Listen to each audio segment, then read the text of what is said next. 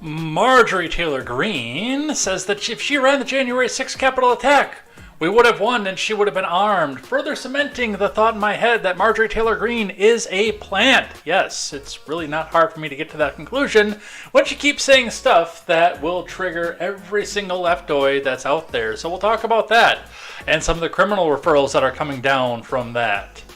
The Supreme Court is hearing another case about the student loan forgiveness, and it is not looking good, folks.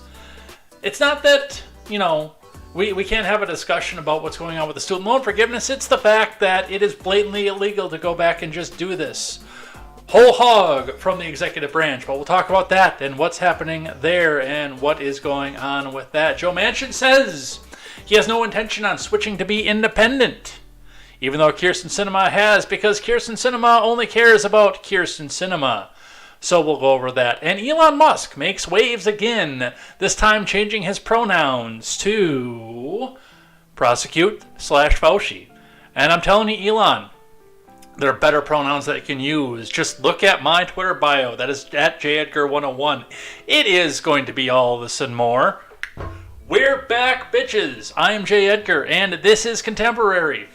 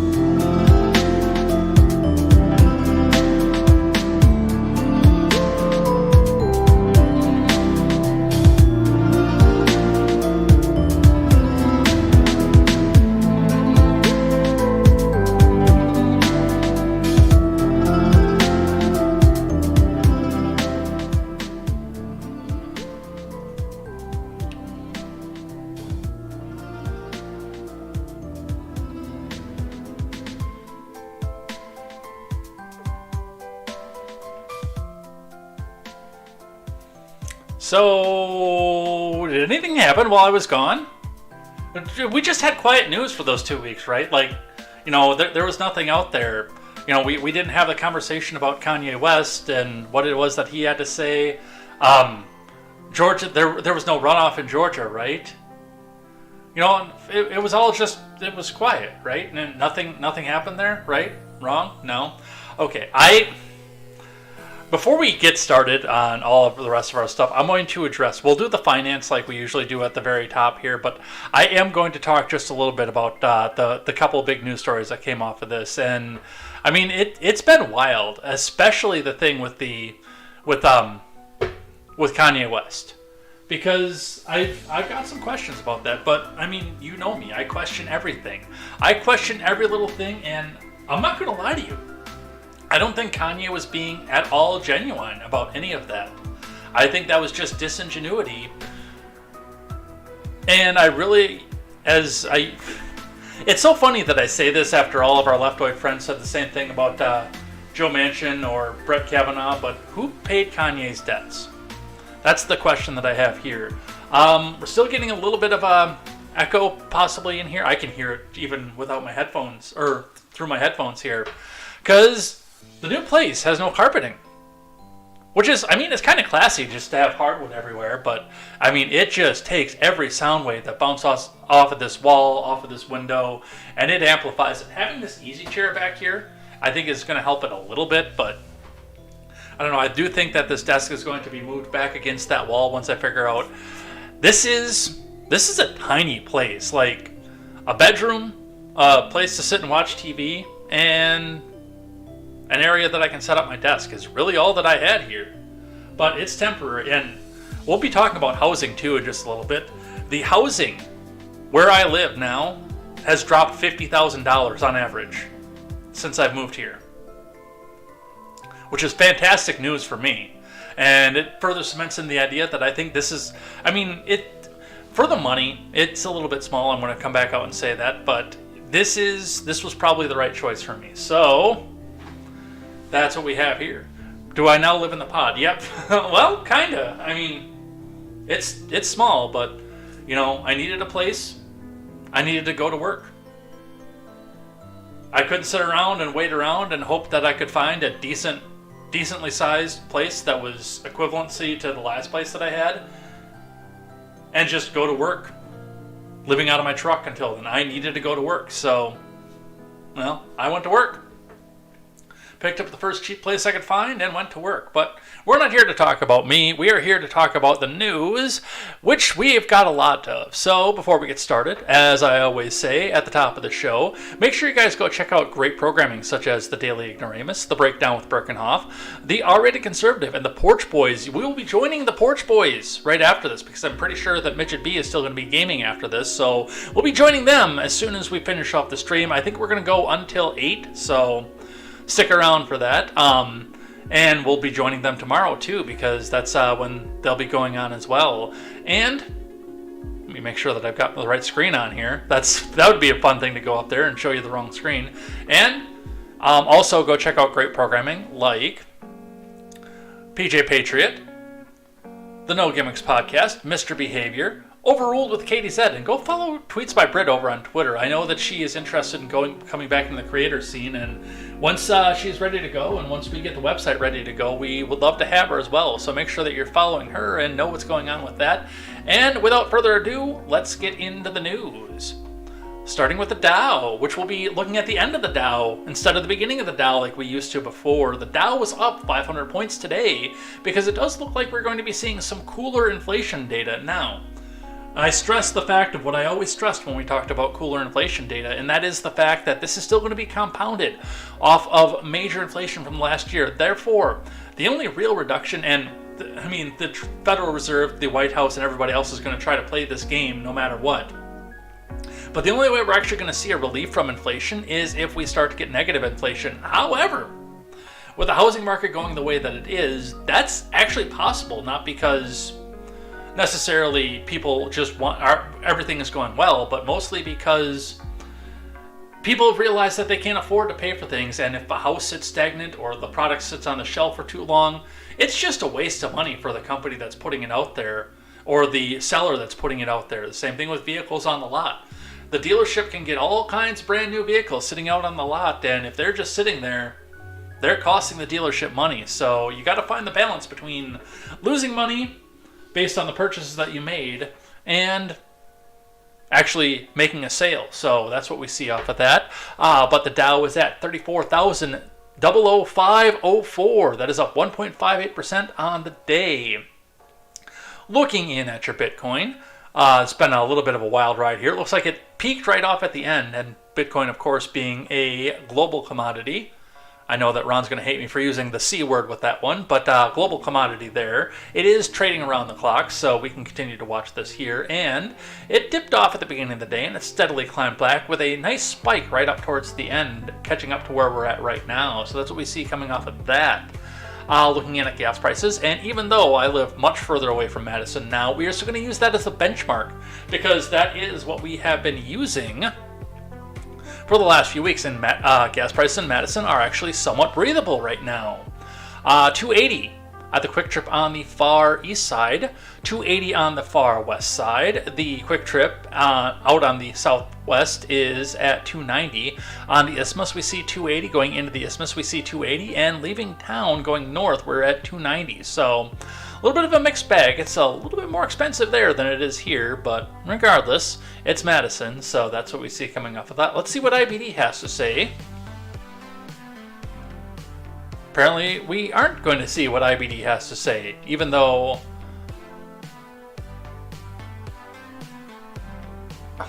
That's weird.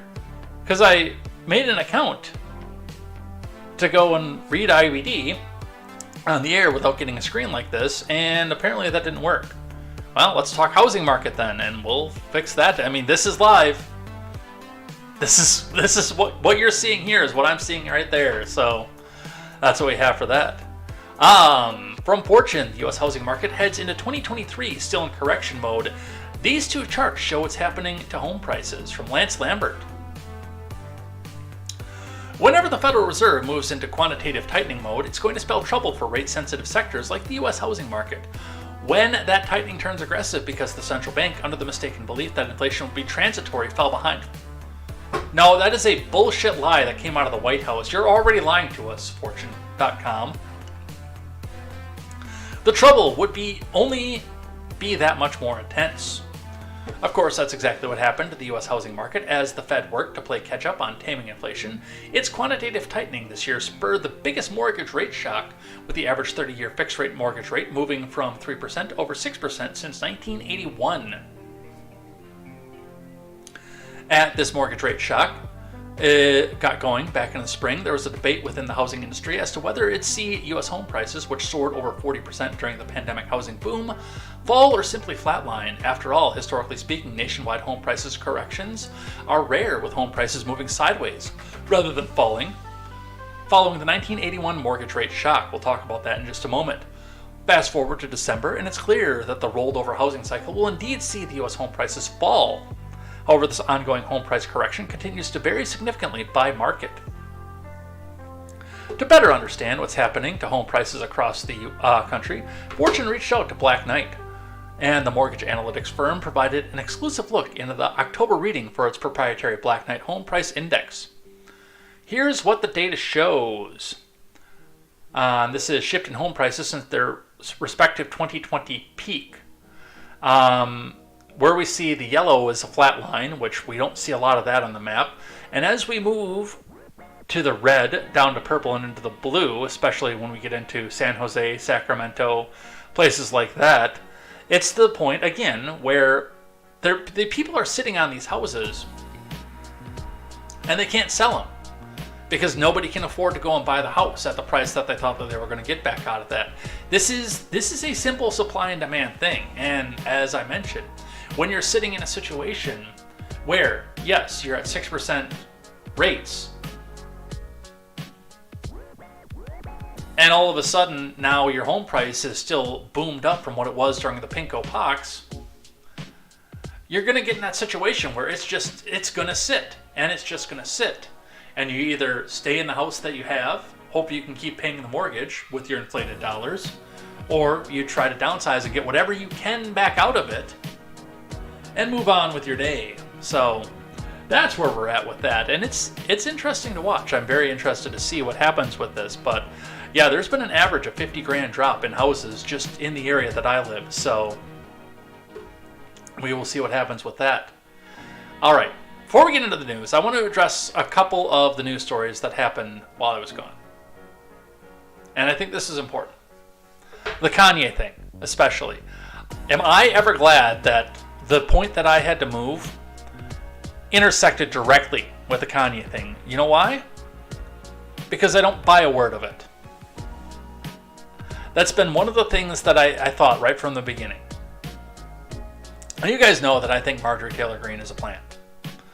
I don't know who Nick Fuentes is, even though I went to the American First Conference, and we'll be talking about her later on. But just some of the level of what Kanye was doing here, I don't buy as completely genuine. There has been a push from people, Hollywood types, who used to, by the way, constantly be around Mr. West, to try to paint all Republicans as Donald Trump, and, well, their caricature of Donald Trump. Not the actual Donald Trump, their caricature of Donald Trump.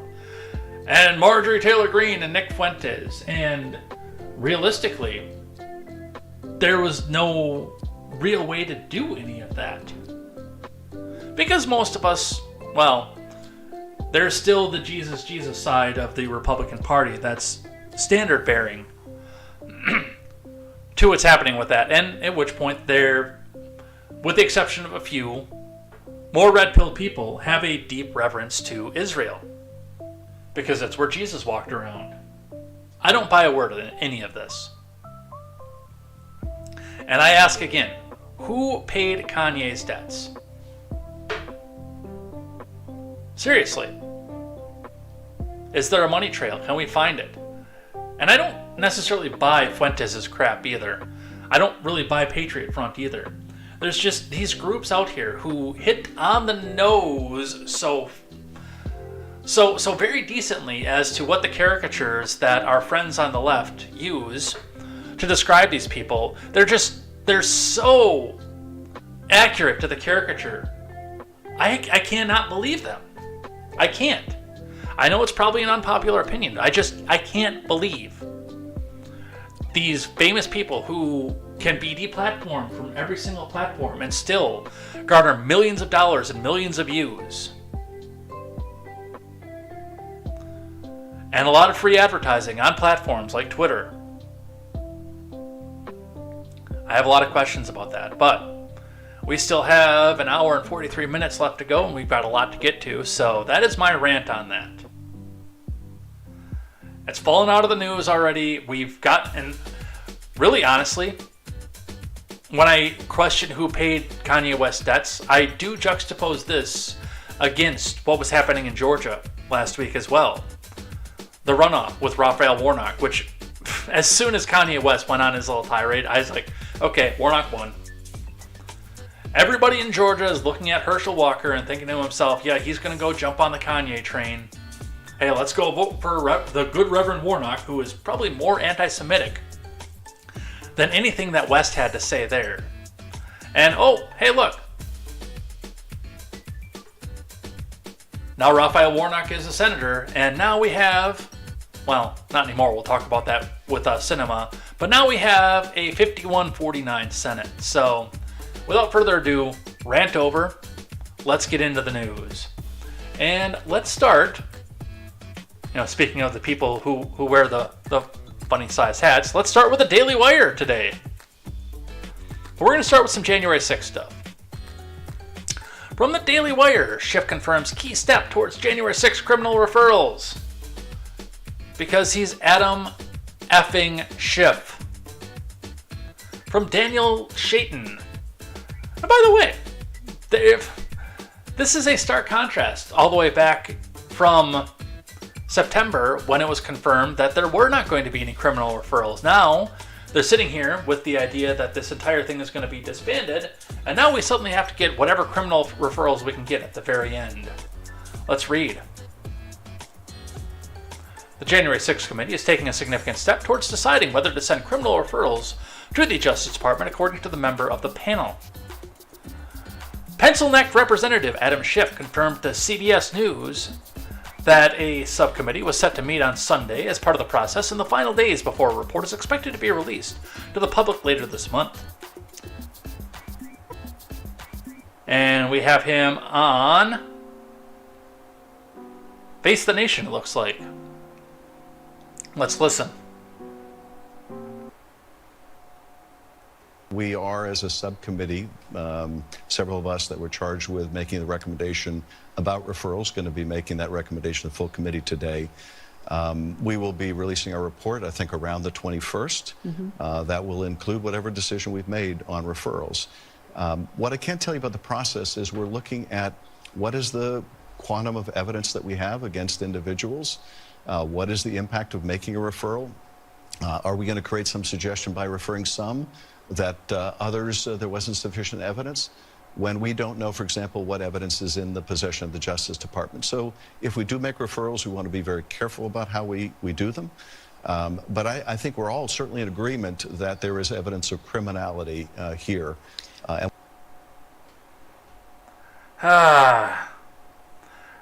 Bring me the man and I will find you the crime.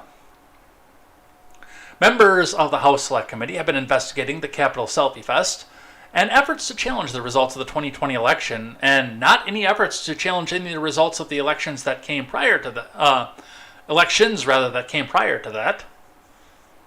Former President Trump and his supporters have been heavily critical of the inquiry and the committee's two Republican members, former Representative Liz Cheney and former Representative Adam Kinzinger. Recent reports have indicated that at least 4 people could be the subject of criminal referrals, including Trump himself, former White House Chief of Staff Mark Meadows, John Eastman, Justice Department official Jeffrey Clark, and Trump's former lawyer Rudolph Giuliani. Do it. I dare you. With the caveat, and by the way, and You know, by the way, that if they do a criminal referral, they're going to judge shop, and that's going right into a D.C. court. There needs to be a demand that the D.C. court, because of the pool of jurors that can come from there, cannot be considered as a court for this. There should be a change of venue. But this is a political hatchet job.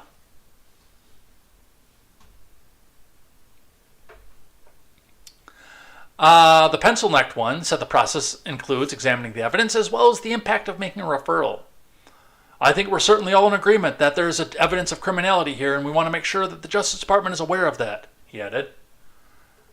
And then his head fell over because his neck does not have enough meat on it to support. So they're coming with the criminal referrals. And not to be outdone, and not to take away from the showmanship of them making criminal referrals, one, Marjorie Taylor, probably soon to be formally green, says, if I ran January 6th Capitol attack, we would have won. It's coming to us from ABC's Will Staken. Representative Marjorie Taylor Greene said at a Republican event in New York over the weekend that if she had organized the January 6th attack on the U.S. Capitol, we would have won, and it would have been armed, according to a video from her appearance that was posted to social media. Marjorie Taylor Greene is a plant, folks. There's your evidence right there. Mrs. Greene of Georgia made the comments at the New York Young Republicans Club in New York City on Saturday night. In a statement on Monday, she said she was making a sarcastic joke and pushed back against criticism from the Biden admin. We'll be talking about that more in depth later. Video shows her making jokes on stage at the Saturday event to laughter from the assembled guests. Before scoffing at the idea that she played a role in the January 6th attack, she made a crack about how unfamiliar she had been with the layout of the Capitol complex. I couldn't even find the bathroom. Then January 6th happens, and next thing you know, I organized the whole thing, along with this here Steve Bannon here. Greene says Greene said as attendees laughed. And I will tell you something, if Steve Bannon and I had organized it, we would have won.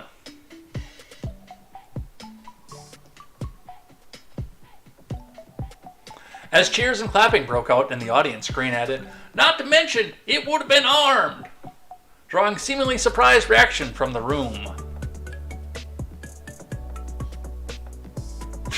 And here we go. Now ABC has to go in and put their lying spin into this. The attack on January 6th was armed with many rioters bringing weapons, including hammers. False.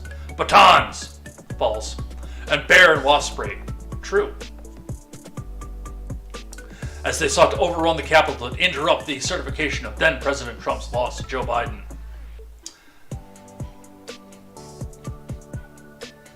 Officers at the insurrection later described the violence as carnage and chaos, and more than 100 police were injured. And 10 million police officers died, don't you know? Look at all the death and destruction that happened on that day.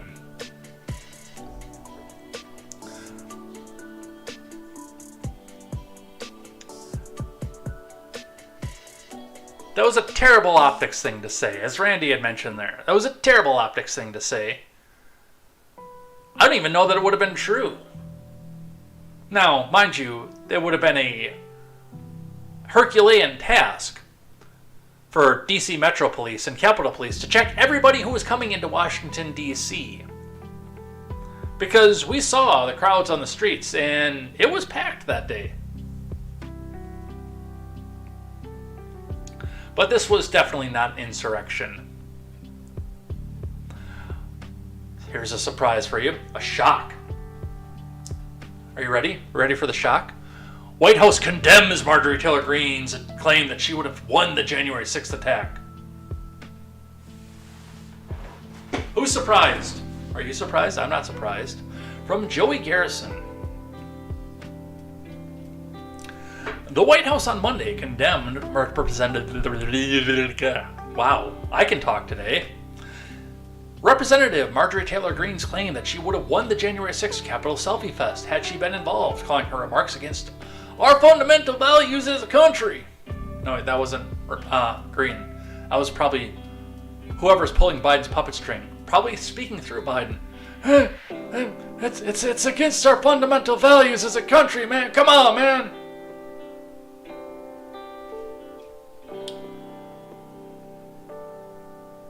White House Deputy Press Secretary Andy Bates said that Greene's comments are a slap in the face to police and other law enforcement who work to protect the Capitol and the families who lost loved ones in the attack. Now, to take Greene at her word, not joking, not sarcasm, and not, I'm going to say this because I know it's going to piss off the libs. To take her at her word,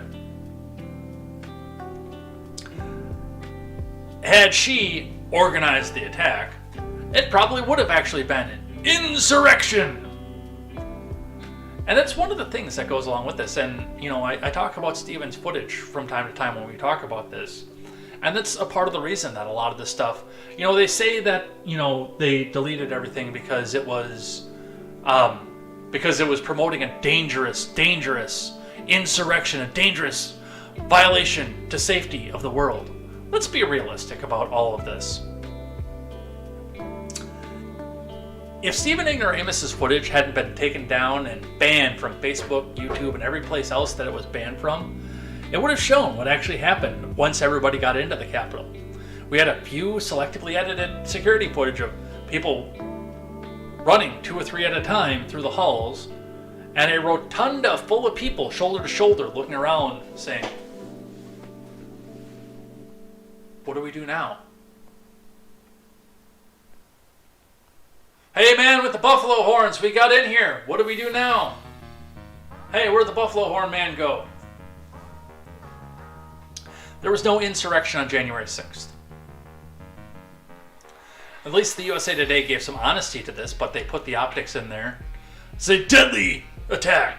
5 police officers who served at the Capitol on January 6th died following the attack, and 140 others were injured. The riot also resulted in the deaths of 4 people who stormed the Capitol, including one who tased himself in the nads. Probably so he wouldn't have to testify, because he probably thought that if he started to testify, he'd spill the beans on whoever actually did organize what happened that day.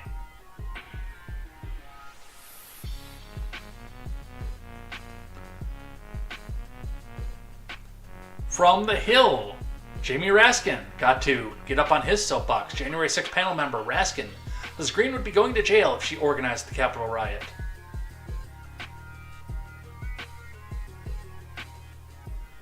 Jamie Raskin on Monday said that Marjorie Taylor Greene would be going to jail if she'd organized the riot at the Capitol on January 6th, firing back after Greene said that we would have won if the attack had been planned by her and former White House advisor Steve Bannon.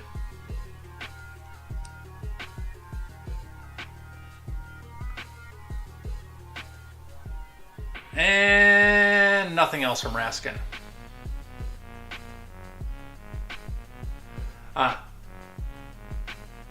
Raskin, a prominent member of the House panel on Monday, rejected Greene's argument, saying that she was simply making a joke. These are crimes, not stupid laugh lines. Well, Jamie Raskin, everybody.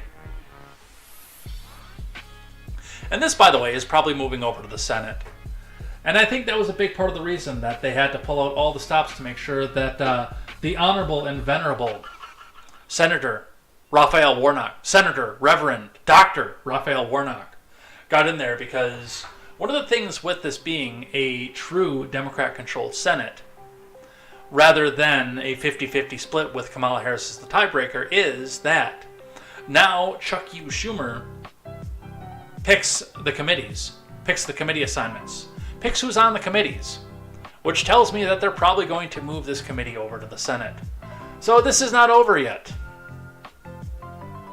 Mark my words. And now the jokes comment. From the Daily Wire, Marjorie Taylor Greene responds to outrage over January 6 remarks. Learn how sarcasm works! From Daniel Chayton. Do we have video? No, we've got a statement from her office, though. Marjorie Taylor Greene shot back at critics upset over her saying the Capitol rioters would have been armed and won if she and former President Trump advisor Steve Bannon had planned it. The conservative firebrand released a statement Monday, standing by her sarcastic joke after the White House condemned Greene for her comments she made at the New York Young Republicans event. "That there White House needs to learn how sarcasm works. My comments were making fun of Joe Biden and the Democrats, who have continuously made me a political target since January 6th, Greene said. Fact check true. "Every day I receive violent threats against my life simply because Democrats in the media have lied and smeared my character for the past 2 years, including threats resulting in actual arrests with criminal charges and threats against my home in an attempt to have me killed." Greene, who has decried the treatment of January 6 defendants, made headlines for what she said at an event while talking about her first days as a congresswoman in the run-up to the riot. And there is a statement in which we actually did read most of that in what we were just looking at.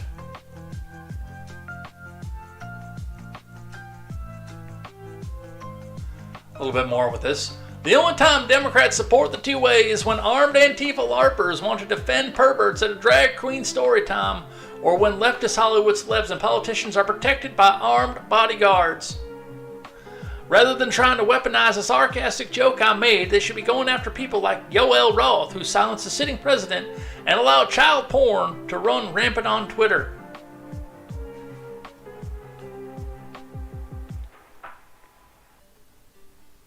So that is a statement.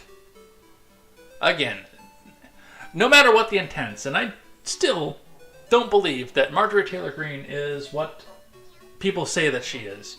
No matter what the intent, though, behind what it was that she had to say, the optics sucked. Full stop. All right, let's grab one from CNN. Talking about the student loan forgiveness. Supreme Court agrees to hear another challenge to Biden's student loan forgiveness program and leaves program blocked. From Ariane DeVogue.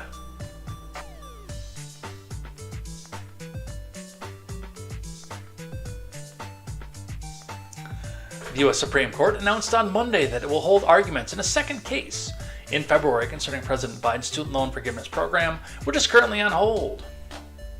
The challenge has been brought by two individual borrowers, Myra Brown and Alexander Taylor, who are not qualified for the full debt relief forgiveness and who say they were denied an opportunity to comment on the Education Secretary's decision to provide targeted student loan debt relief to some. The justices have already announced that they will hear arguments in a different case, this term in a dispute brought by a group of states. The court did not say whether it would ultimately consolidate the two cases. The court did ask for briefs, however, I prefer boxers myself, on whether the challengers in the new case had the legal right or standing to bring the case, and that is going to be the argument. And by the way, for all the problems that we've had with the Supreme Court not wanting to hear certain cases, 2020, it's all come down to standing. Not necessarily whether or not the people have been harmed by this. And they will hide behind standing as much as they can.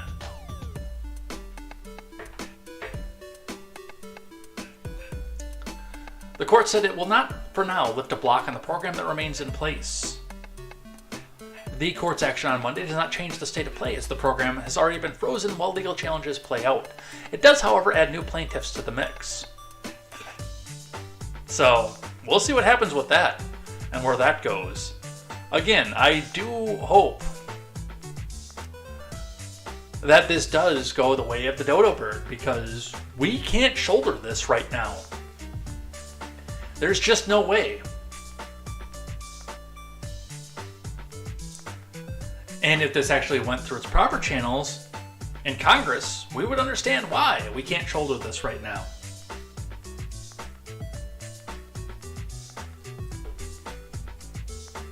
I'm gonna skip this one, because this is in the same lines as what CNN did, but we'll read one from 9 News out of someplace that's 46 degrees. 9 News NBC, striking down the student loan forgiveness program could disproportionately impact people of color. You know why? Because of course it is. I have an author from Jalisa Irizarry. Millions of Americans will have to wait until next year to find out if thousands of dollars of their student debt will be forgiven. The Supreme Court is expected to rule sometime next year on the student loan forgiveness program. The debt forgiveness plan, announced in August, would cancel $10,000 in student loan debt for those making less than $125,000 or households with less than $250,000 in income. Caroline Iglaus, the executive director of financial aid and scholarships at Metro State University Denver, said forgiving thousands of dollars could mean a lot to millions of students. I too got very excited. I have lots of student loan debt. I'm a first-generation student, and a lot of our students have similar backgrounds. It was very hurtful to see the program come to a pause, Iglaus said. Pell-eligible students mostly are students of color, and we're expected to see up to $20,000 forgiven, Iglaus said. What that could have done for many students is provide them a bit of financial freedom to be able to do things like buy a home, make a living for their family, full stop. And I'm going to say this as somebody who has both struggled with my student loan debt, but also am in the market for buying a home for the first time now. I have been making my payments. It's been a rough patch, but I've been making my payments. But especially if the prices drop to where they were, or where I think that they're going to hit to, you're paying the same amount in rent in a lot of these situations as you are for a mortgage payment. So what's going to be the difference if you have the extra $150 a month? And by the way, if you are one of these people who are almost $1 million into student loan debt, and you don't have a job that can take care of that student loan debt, you've got a bigger issue than whether or not you can buy a house. And I'm actually kind of glad you're out of the housing market, because it's not a place that you should be. Although picking up the cheap foreclosures at the end is going to be a little bit fun. But I also love how they come back out and try to play this. Well, it's just the evil Republicans want to stop this because it helps black people. You want to know a secret? If this does wind up going through, and I will still have the private ones because I did go to a for-profit college, stupidly. But I went to the University of Wisconsin before that. I had a Pell Grant, which even the $10,000 actually, because of the way the interest rates went and how little it actually cost back then. Even the $10,000 would have wiped out what I had what I have left from going to the University of Wisconsin. But I had a Pell Grant. I'm pretty goddamn pale. I don't know if you guys know that about me or not.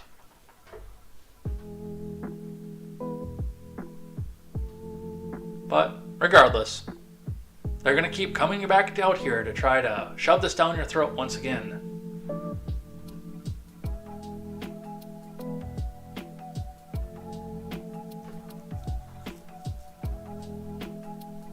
So that's the student loan forgiveness. Let's talk Kevin McCarthy. So we've got a behind-the-scenes hunt building for a Kevin McCarthy Speaker alternative. The problem with a Kevin McCarthy alternative is there's nobody better. I'm sorry to those of you who like the House Freedom Caucus. I don't, and I don't trust very many of them. Which means, honestly, I do think that Andy Biggs would be worse if they tried to put him up into there. Same with Marjorie Taylor Greene. But that is not me saying that I think that Kevin McCarthy belongs anywhere near that gavel. But who are you going to replace him with? Massey, maybe. Actually, I would like to see that. I would enjoy seeing Tommy Massey be the Speaker of the House. because he's the most likely person in the House of Representatives to leave me alone. I'd like to see Rand Paul, but he's really not in that chamber, so. Reading from The Hill from Emily Brooks. Searches for a Speaker alternative to House Republican leader Kevin McCarthy are slowly building momentum as he faces opposition that threatens to sink his bid. You know what we could do? Let's nominate, what was his name? Adam Kokesh to be the Speaker of the House. You don't have to be a member of the House to be the Speaker. Let's see. On one side, McCarthy's fiercest detractors are teasing that there are people interested in being a viable GOP consensus substitute for the current minority leader. On the other hand, members say preliminary conversations are happening among Republicans and Democrats about a possible contingency candidate, and McCarthy cannot win the gavel after multiple ballots on the new GOP majority House next month. Neither side will name names, fearing that anyone mentioned as a candidate would get intense blowback. Why? McCarthy sucks. If someone were to come out and we didn't deliver enough votes to stop McCarthy, that would be a real potential for blowback, said Andy Biggs, a former chair to the House Freedom Caucus who has mounted a protest challenge to McCarthy for the House GOP nomination, a bid that he is continuing as he searches for an alternative. They want to be very careful. So I think that if people are interested, they've expressed it to some of us, I think people are being wary. Representative Bob Good told Fox News there are a number of candidates who have come to McCarthy's conservative opponents privately to say that they'd like to be considered for the Speaker once it is clear he cannot win the votes. Matt Gaetz has publicly called for other House Republicans to step up as an alternative. Massey. I should tweet that right now. Now, we're going to get through this. Biggs thinks that there are still around 20 House Republican members who will be hard-nosed on McCarthy, which would be enough to deny him the majority of total lawmakers. Well, to be fair, 2 would deny him the majority. Right now, Biggs, Good, and Gaetz are parts of a group of 5 GOP members, along with Rosendale and Ralph Norman, who have said or indicated they will not vote for McCarthy or present on the House floor in the next Congress. Several others have withheld support for McCarthy without revealing how they would vote. On Thursday, 7 more hardline conservatives signed a letter laying out demands for what they want from a GOP speaker in terms of House rules and priorities without naming McCarthy. The California Republican has held several meetings with members of that group on potential rule changes. You know who else would actually be a good one?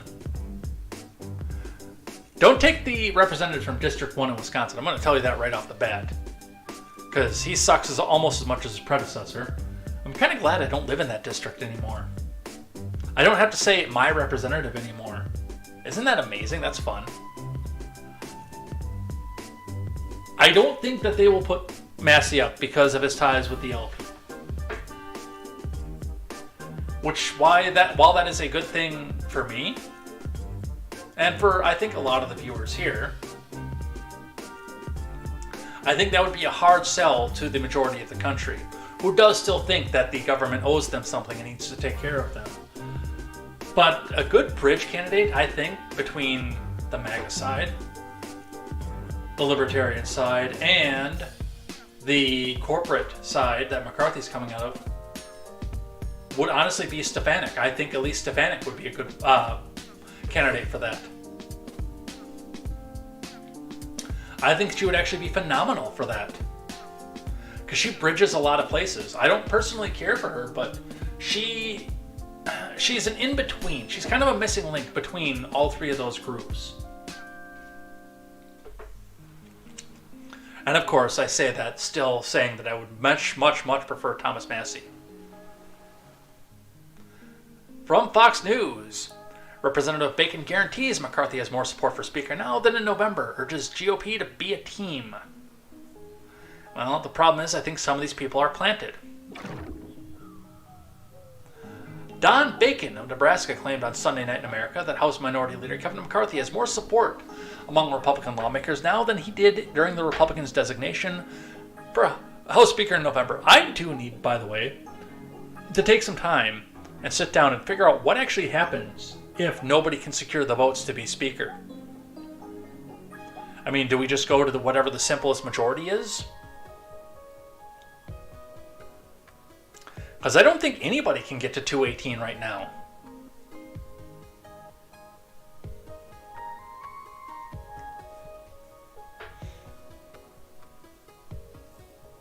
During the House GOP caucus nomination for Speaker last month, Leader McCarthy beat back a challenge by Andy Biggs in a final tally of 188 to 31. Among those supporting McCarthy's bid for Speaker were Marjorie Taylor Greene and Brian Fitzpatrick of Pennsylvania. 85% of Republicans voted Kevin McCarthy to be the next Speaker, 15% voted for Biggs, and by doing what they're doing, the 5 or 6 people holding out, all it takes is 5 to derail this because we need 218 votes, roughly, to get Kevin McCarthy to the speakership. They don't even have a viable alternative that they're putting out on the floor, so it's just say no without an alternative after 85% of Republicans have selected Kevin. And right now, I guarantee you, Trey, it's about 95% are with them, Bacon said. That doesn't make Kevin McCarthy suck any less.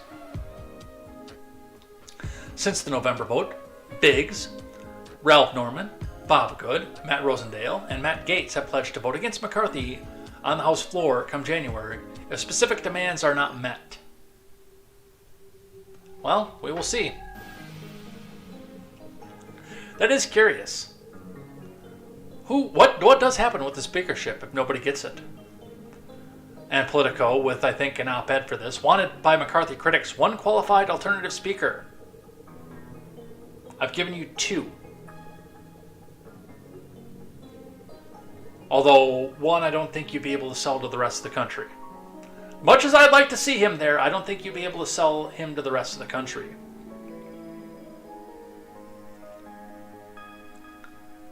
And a lot of this is just review, so we'll skip over this one. From Insider, though, Kevin McCarthy's oversight agenda will be a recurring skit on SNL if he makes MAGA cheerleaders Marjorie Taylor Greene and Lauren Boebert investigators, GOP strategists.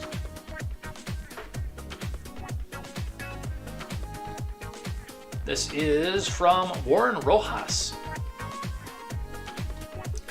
Passing out plum committee assignments may get House Minority Leader Kevin McCarthy the votes he needs to realize his dream of becoming Speaker. But some Republicans are worried about it backfiring on the party if the California lawmaker puts loose candidates like Marjorie Taylor Greene and Lauren Boebert in charge of his planned oversight blitz. Jason C. Rowe, a former House aide and now GOP strategist, said placing Greene of Georgia, or Boebert, on the House Oversight Committee in the 118th Congress, something Oversight Committee ranking members James Comer has already said is already under discussion, would be a disaster. Listen.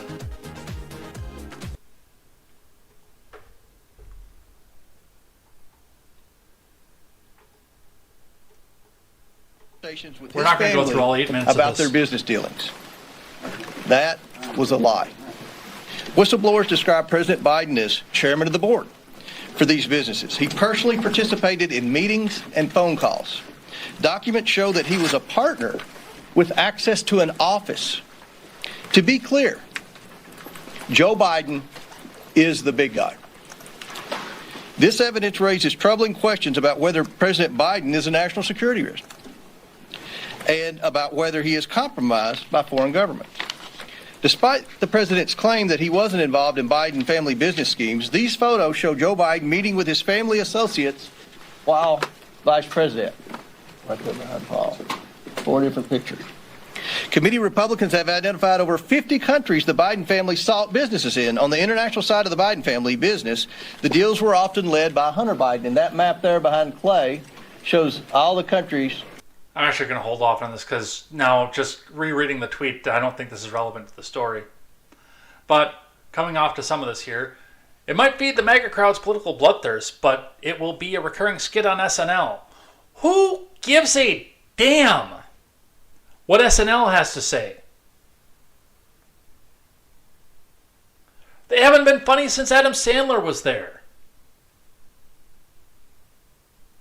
And this is part of the problem with people like Mr. Rowe here. A part of the problem with that is the fact that these people are so thin-skinned that now they want to go back and cower as soon as somebody over on the left goes back and makes fun of them again. I'm going to tell you what somebody should have told you long ago. And it is one of the things that I do credit Trump with, is giving the Republican Party, albeit temporarily, their balls back. When these people could come back out and say, when somebody came out and said, "Whoa, well, you're a racist, and I'm going to call you a racist unless you vote for this bill." For the first time in my life, the Republican Party looked at that person and said, "Okay, call me a racist. Go and F yourself." We need more of that. The Democrats do it.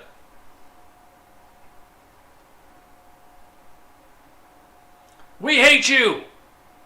We think that you're socialistic. Okay, we don't care. Get back in the pod, eat the bugs.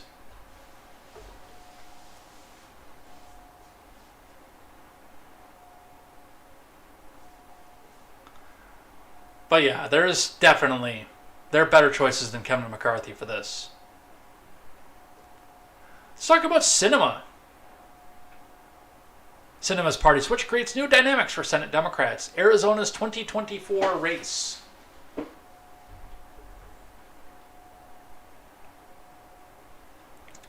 Fresh off celebrating the re-election of Georgia Senator Raphael Warnock, Senate Democrats were hit with the news that Kyrsten Sinema would be leaving the Democrat Party to become an independent. Sinema's announcement came just days after Warnock's re-election, which gave Democrats a true majority in the Senate that would allow the party to have full control over committees and nominations. The Arizona senator has been known to buck her party with several Democratic priorities since being elected. Along with Joe Manchin, Sinema's frequent no vote to party leadership needed to court to get legislation through the evenly split Senate. In an op-ed in the Arizona Republic, Sinema said the state's voters reject partisan politics and that she would continue to be an independent voice for the state. She is not independent. She is not independent. When politicians are more focused on denying the opposition party a victory than they are on improving Americans' lives, the people who lose are everyday Americans, Sinema wrote. That's why I have joined the growing number of Arizonans who reject party politics by declaring my independence from the broken partisan system in Washington. She has been facing a growing blowback from Democrats in Arizona over instances where she bucked the party, including voting no on increasing the minimum wage to $15 an hour and supporting keeping some of former President Trump's signature tax cuts. Kyrsten Sinema is not your friend. Do remember that, please. And thank you for the resub, by the way, Randy. It's been 4 months.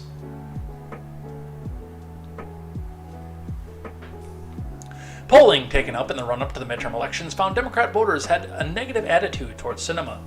A civic survey of likely voters before Election Day found Democrats see her more unfavorably than Republicans, 76% to 42%. The impression of many Democrats that Sinema, when she got in office, basically raised a big middle finger to the rest of the Democrat Party. Good.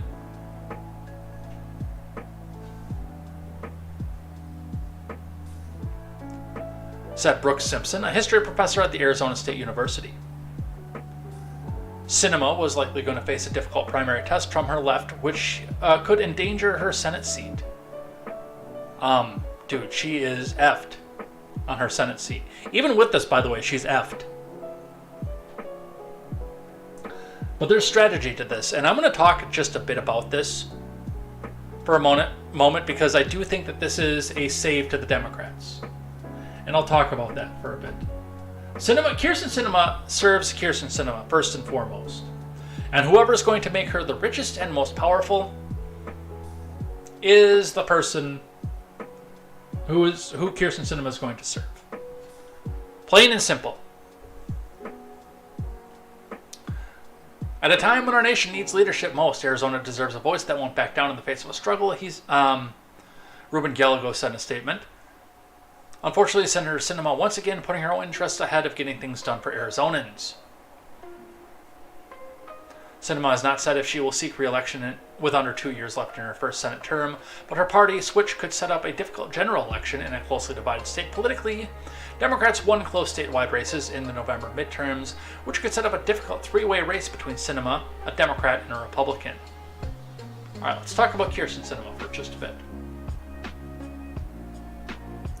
Now, Sinema has done basically what's good for Sinema. That's where I start with when I talk about this. Now, there are a couple things that are going along with this. Number one, there are talks, and now there are accelerated talks. And I saw some of this over the weekend while I was on Twitter. There are now accelerated talks about having Biden give Sinema a cabinet appointment to take her away from her seat. I don't think that's actually going to be a viable decision for the Biden admin, and I'll tell you why. Because she still has to accept it. Now, there's a possibility that she does, because it winds up paying more than what her Senate pension is going to be. And I don't think that even as an independent, Kyrsten Sinema will be able to pull off the vote, especially as an independent. I think that she is done after this term. But she's putting some turmoil in it, and I can see this favoring the right, and I can see this favoring the left. Now, when I see this favoring the right, we're going to put the appointment and the retirement aside. When I see this favoring the right is the fact that if she does go down on a Democratic ticket, if they try to go the direction that they want to go with her, primarying her from the left, then she splits the vote. She does take up a mantle of the more moderate Democrats away from somebody who cannot get elected even in blue-winning Arizona. Republican comes back and wins, and the momentum starts. That is a likely scenario, but I don't think it's the most likely scenario. What I think more of let me back up for just a sec. I want to talk just a touch about what happens with the appointments before we get into how I think this ultimately helps the left. Now, as far as appointments go, if she does get an ambassadorship, which has been talked about, or a cabinet position, or something that would take her away from her duties from the executive branch, I have to rephrase that because I've just realized before I got the rest of the sentence out how awkward that sounds. If something were to take her away from her duties in the Senate that would come from the executive branch, that sentence makes more sense than the one that was going through my head at the time. But if something were to come out there that would take her away from her duties, and she would accept, because of the honking that happened in Arizona, which I still don't know, I do think that the Supreme Court's going to kick Carrie Lake back down for standing. But if everything plays out the way that it is set to play out right now, then anything that takes Kyrsten Sinema away from the Senate by Arizona State Charter and the federal government, both, leaves the appointment of her replacement not coming from the voters of Arizona, but from the hands of one Catherine Hobbs. And who do you think Miss Catherine Hobbs is going to put up in Kyrsten Sinema's stead? Probably actually a more moderate Democrat. And this actually, and I use this in the same reason that I talk about why this party switch could potentially help the left. Especially in the fact that they just elected a vegetable to go represent them in the Senate from Pennsylvania. Now let's think about Arizona for a sec. Arizona, as much as it's blue-winning, as much as people are coming over from California to make their way in Arizona under the lower taxes until they vote in the higher taxes. As much as that is happening right now, our leftoids are mad at Miss Sinema for the fact that she will not go along with their agenda to go kill the filibuster, axe the filibuster. And their solution to this is to go back and try to primary her from the far, far left. Which actually could stand to reason in a closed primary where only Democrats go back and vote. It stands to reason that they could actually make it, that they could make it happen. That they could get a super far leftoid, further to the left than AOC candidate in Kyrsten Sinema's, in her absence. But how do you think that person fares in Arizona? Think about that for a second. How do you think a person like that fares in Arizona? When they go hammer and sickle, full Chavez, we'll nuke the filibuster, we will take everything from the federal level. That doesn't play in Arizona. Now, Kyrsten Sinema, who is now an independent, does some vote split here and there, but there are, especially coming out of the corporate side, a number of people who are vote blue no matter who, no matter what. It is constantly we'll just vote for whatever generic Democrat you put up on the ballot, because we're from California and that's what we do. With Sinema, former Green Party Sinema, now out of the way as an independent, means then that they don't have to run somebody from the far, far left to go out left Kyrsten Sinema.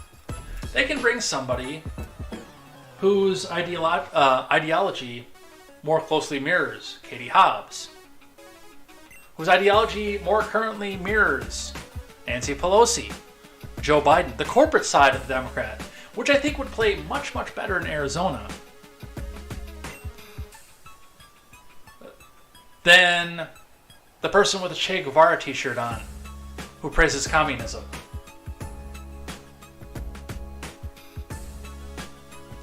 And I think that's what the strategy is.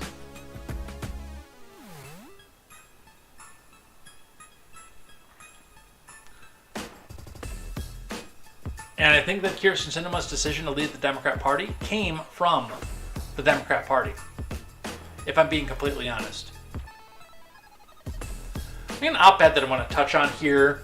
I'm not going to go too in-depth into this because I think this goes in the opposite direction of what I actually think is happening here.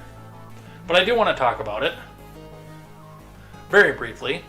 And this is an opinion Arizona Democrats forced Sinema out of their party. From John Gabriel. I don't think they did.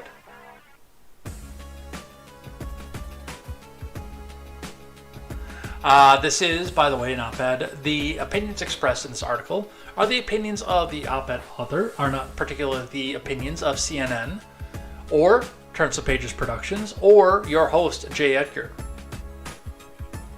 But let us see what John Gabriel has to say. Kyrsten Sinema of Arizona has always defied labels. One day she's competing in an Ironman competition. Another she's giving a thumbs down curtsy on the Senate floor. One weekend she's teaching a course at a university. The next she's officiating a wedding. Okay, what she does on her own time I don't care about. From the wild deserts of her home state to the conformist cloakrooms of Capitol Hill, partisans are flummoxed by Arizona's manic pixie dream senator, as some cartoonists have mocked her. Never more so than on Friday when Sinema announced that she was leaving the Democrat Party and becoming independent. Americans are told that we have only two choices, Democrat or Republican, and we must subscribe wholesale to policy views that the parties hold, views that have been pulled further and further towards the extreme, Sinema wrote in an op-ed for the Arizona Republic. Most Arizonans believe that this is a false choice, and when I ran for U.S. House and Senate, I promised Arizonans something different. Promise made, promise kept. From Goldwater to McCain and now to Sinema, Arizona has been long been the home of the maverick senator. Oh yeah, John McCain is totally a maverick. You know, vote in line exactly with everything that Bush did because Bush wanted to go back and send more people to war and kill and slaughter more brown kids. Yeah, John McCain, that's a maverick for you right there.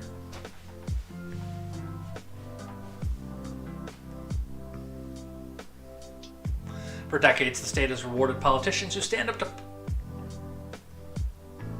Holy crap, he actually believes that. I am not old enough to know anything about Barry Goldwater, by the way. I recognize the name, and I recognize that this is a senator from long before my time. I've heard the name, I just don't know anything about him. But this dude actually believes this. This dude actually believes the crap that he's spewing here. Despite their complaints, Friday, Arizona Democrats ran her out of their party. Last year, while teaching her course at Arizona State University, progressive activists chased Sinema into a bathroom while filming.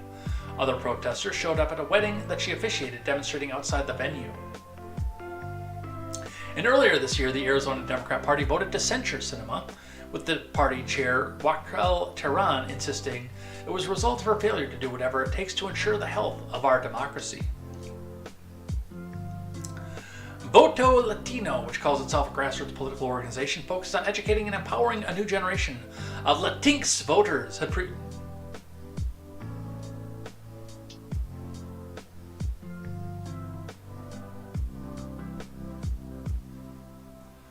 There's a chance that at some point here you guys are going to actually see me hit my head against a wall. I think the only thing that's protecting me right now is the fact that both of my easy chairs are currently stacked up behind me in the way of the wall.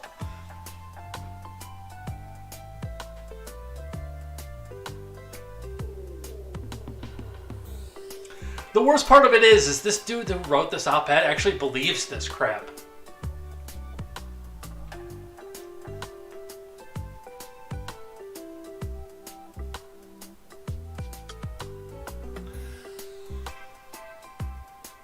They previously announced a six-figure investment to oust Sinema during the 2024 primary. Sinema's actions directly undermine and suppress the rights and well-being of Latinos that elected her into office, Voto Latino said as it kicked off its Adios Sinema campaign.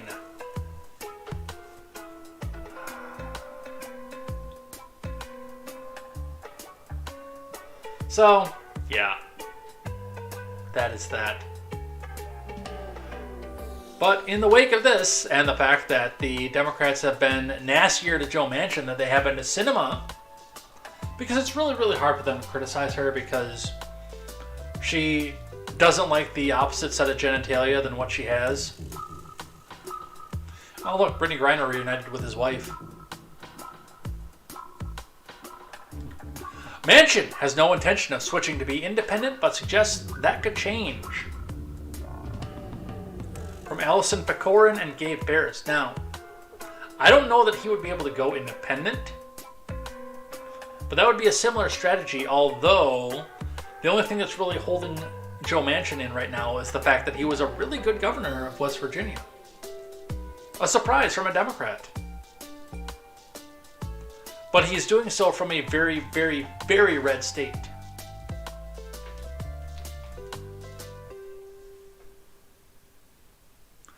Manchin on Monday left the door open to one day becoming an independent, 3 days after Arizona colleague Kyrsten Sinema announced that she was leaving the Democrat Party to become an independent herself. While speaking with reporters on Monday afternoon, Manchin maintained that he's already the most independent person in the Senate and confirmed that he has considered alterations to his party affiliation before. He didn't foreclose ever leaving the Democrats, but said that he has no plans for such a move. I don't know how you get more independent than I am, he said. I look at all of these things, and I've always looked at all these things, but I have no intention of doing anything right now. Whether I do something later, I can't tell you what the future is going to bring. Manchin maintained Americans are very upset and don't like the bickering that goes on in politics, echoing long-standing criticisms. I'm not a Washington Democrat. I don't know what to tell you, Manchin said, but I have a lot of friends who aren't Washington Republicans, and if a Washington Independent is, as I said, more comfortable, we'll see what happens in there. We'll have to look. People are registering more for independence than any party affiliation. They're sick and tired of it.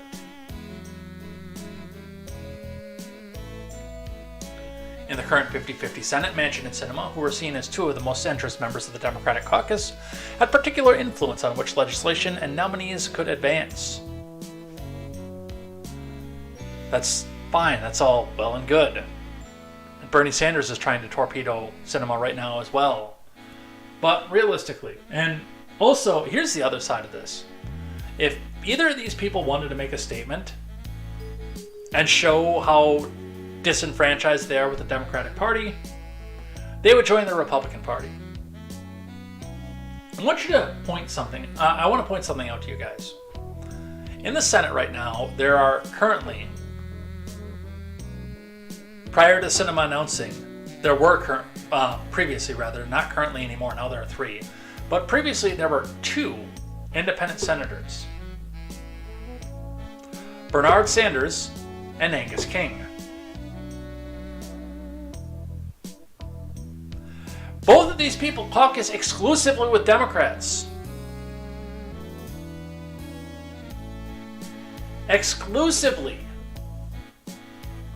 In fact, I don't actually know much about Angus King, but I know in Bernie Sanders' case, the only reason he isn't registered as a Democrat, except when presidential election time runs around, is because he's too far left for all of them. He can't get any of his agenda passed, but he'll come back and vote for them to keep the evil capitalists out of the Senate and keep them out of our lawmaking. So, we've got cinema. Some more shakeups happening here from Fox Business. Brian Moynihan added to shortlist to replace Yellen at the Treasury. From Charlie Gasparino and Eleanor Terrett.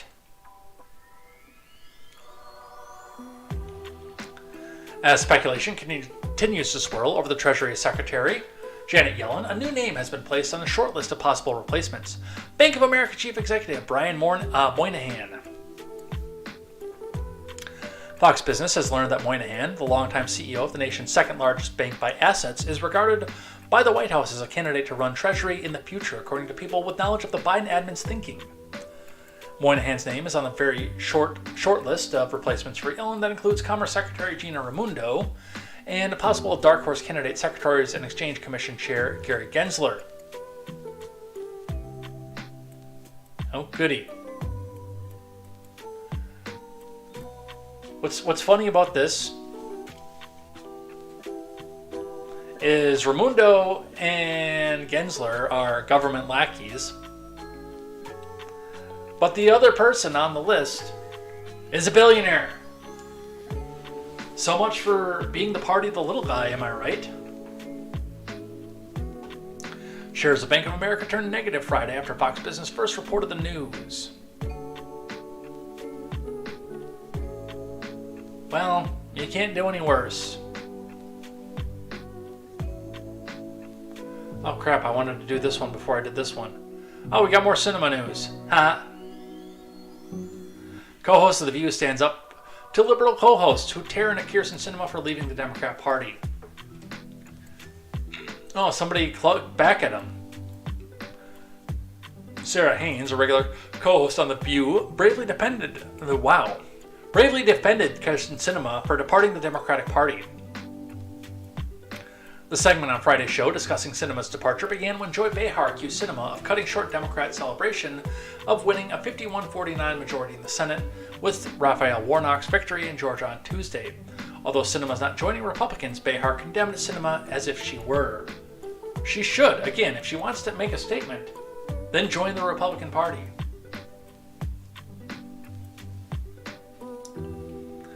It's an interesting thing that she's going through in her head. It's like, okay, this party is nothing. They have nothing, no platform. All they do is hang out with Nazis and white supremacists, Behar mocked. And out there, and the other party is actually doing something for people like us. Yeah, billionaires like you. For the working families. Behar, you are not a working family. For gay people, for voting rights. And then she's like, what should I do? Sonny Hostin, meanwhile, accused Sinema of simping for support. That's probably kind of accurate. I was looking at her unfavorably. She's viewed 55% of women don't like her, 53% of men, 56% of white voters, 54% of Hispanic voters. Hostin said, I think she's like, who's going to like me? So let me become independent so maybe that I can get those independent voters and maybe I can get those Republican voters and maybe they'll love me. Then Haynes jumped to defend Sinema. Do we have video of this? Apparently not. Yeah, Behar is not for the little guy.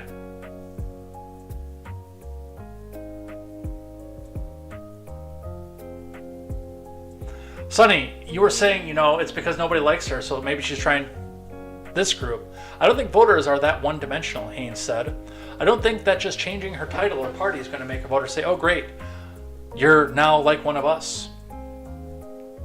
In fact, Haynes said that she herself is an independent for many of the same reasons that Sinema cited for leaving the Democrat Party. That alone puts Sinema in touch with the pulse of this country. No, it doesn't.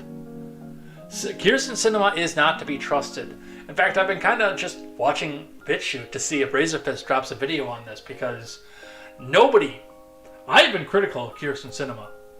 Nobody has been more critical of Kyrsten Sinema than one of the few content creators that she actually represents.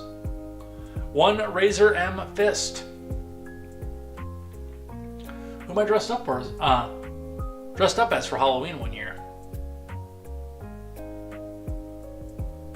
But yeah, don't worry, she's going to continue to caucus, she's going to keep her committee memberships, she's going to be the chair of 2 Senate subcommittees, she's going to do everything that she was for Democrats as a Democrat. Let's talk Mar-a-Lago. Judge dismisses Trump's case, challenging Mar-a-Lago document seizure after appeals court ends special master review. From Kevin Breininger. A judge on Monday dismissed former President Trump's lawsuit challenging the government's access to material seized from his Mar-a-Lago resort, making the formal end to Trump's months-long legal fight following the FBI's raid of his home.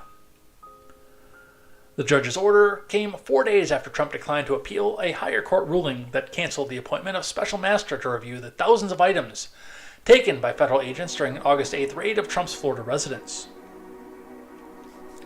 Judge Eileen Cannon, a Trump appointee, signed a one-page order dismissing the case for lack of jurisdiction. The order, filed in a U.S. District Court in West Virginia, also terminated all hearings, deadlines, and motions that were pending in the case. That includes Trump's efforts to obtain an unredacted version of the search warrant affidavit that was used to sanction the raid. Dude, he should have the unredacted version. You know why?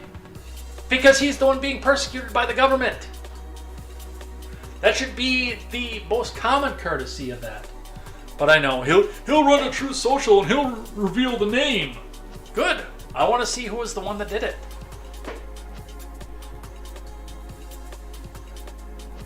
I would join Truth Social if he got an unredacted version of that.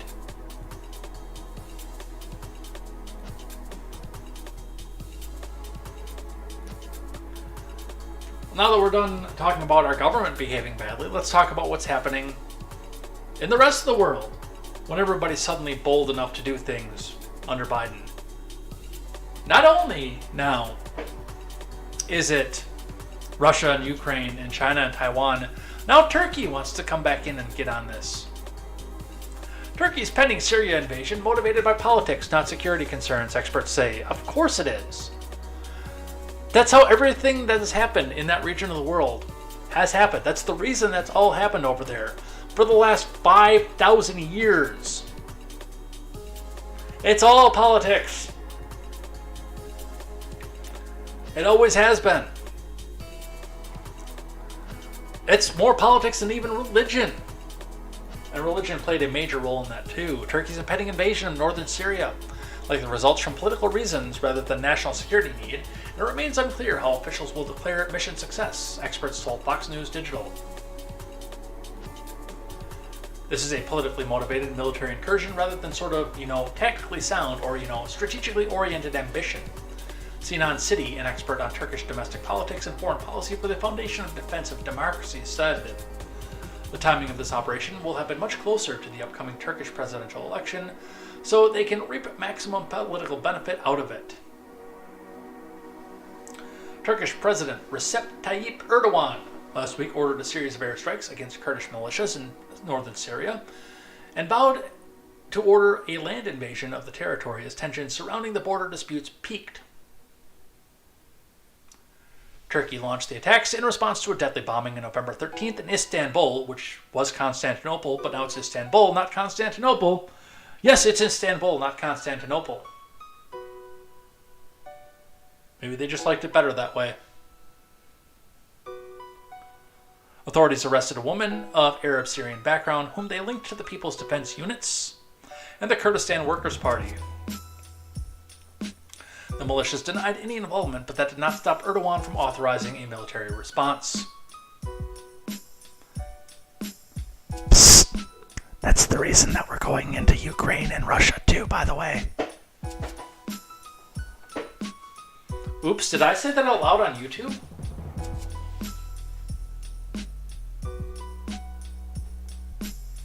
In a phone call this is from the Times of Israel, Erdogan tells Putin to clear Kurdish forces from northern Syria.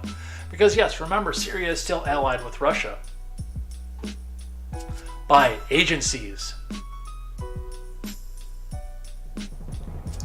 Erdogan told Russian counterpart Vladimir Putin on Sunday that it was imperative the Kremlin clear Kurdish forces from northern Syria. Erdogan has been threatening to launch a new incursion into northern Syria to push out Kurdish forces he blames for a November bomb blast that killed 6 people in Istanbul, not Constantinople. A 2019 agreement between Moscow and Ankara ended another offensive by setting up a 30-kilometer safe zone to protect Turkey against cross-border attacks from Syrian territory. They call it a demilitarized zone. Erdogan accuses Russia, a key player on the Syrian conflict, which backs President Bashar Assad, of failing to follow through on the deal.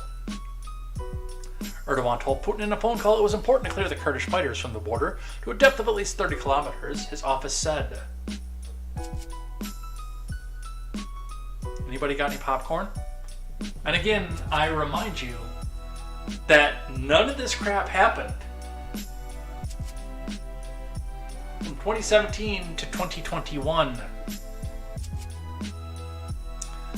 Again, one of the few things that I can very openly and publicly praise the Donald's administration on is the fact that he made war a dirty word for most of the GOP. Although I'm sure that the Romneys and the Cheneys are up there licking their chops, trying to get back into a point where they can slaughter more brown people. They do love slaughtering brown people, don't they? But not only did they get into it, we got into it too, because, you know, people are going to kill brown people in the Middle East. The arms dealers and the U.S., they want to get in on it too. From the Daily Wire, U.S. Central Command forces kill 2 ISIS officials in Syria. From Dylan Burrows, Central Command forces conducted a helicopter raid in Syria on Sunday that killed 2 officials of the Islamic State. Yeah. Yo. They certainly were Islamic State.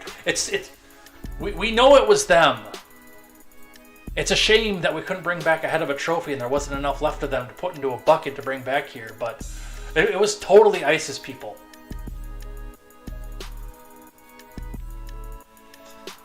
The raid ended the lives of 1 unnamed official. Of course it did. And Anas, an ISIS Syria provincial official, who was involved in the group's deadly plotting and facilitation operations in eastern Syria, according to a press release from Central Command. News of the strike follows an aggressive operational agenda in the area to counter recent attempts of an ISIS insurgents. ISIS continues to represent a real threat to the security and stability of the region. The operation reaffirms CENTCOM's steadfast commitment to ensuring a group's enduring defeat, said Joe Buccino, a CENTCOMAND spokesperson. The death of these ISIS officials will disrupt the terrorist organization's ability to further plot and carry out destabilizing attacks in the Middle East. So, can I see some sort of documentation and proof that these people were who you say that they are? Because, I'm telling you, I don't believe you. I really don't.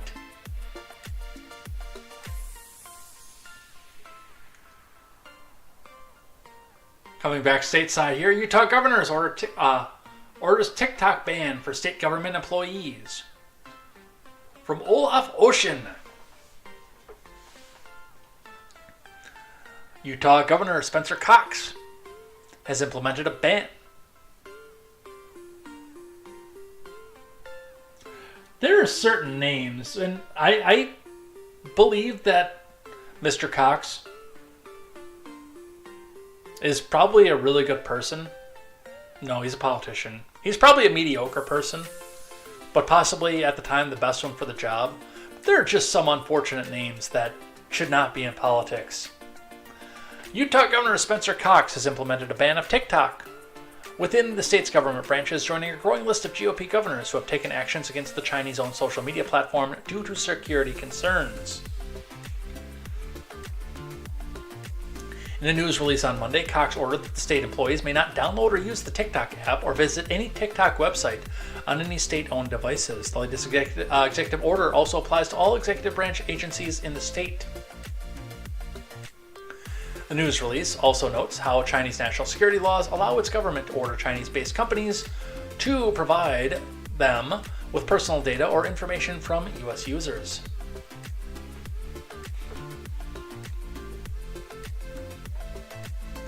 China's access to data collected by TikTok presents a threat to our cybersecurity, Cox said in a statement. As a result, we've deleted our TikTok account and ordered the same on all state-owned devices. We must protect Utahns and make sure that the people of Utah can trust the state's security system. Okay, here is just a general courtesy of a work phone. And this is just in general for no matter what, if you've got a work phone. Don't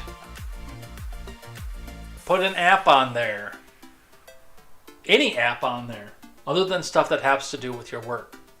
Keep a personal one. Now, yes, I understand that if you get your work phone, you get this nice bonus of you don't have to pay for one line on your cell phone bill. You get to save money on one line on your cell phone bill. Because, I'll just take all the phone calls off work. Now, if you get a work phone, keep a personal one with you.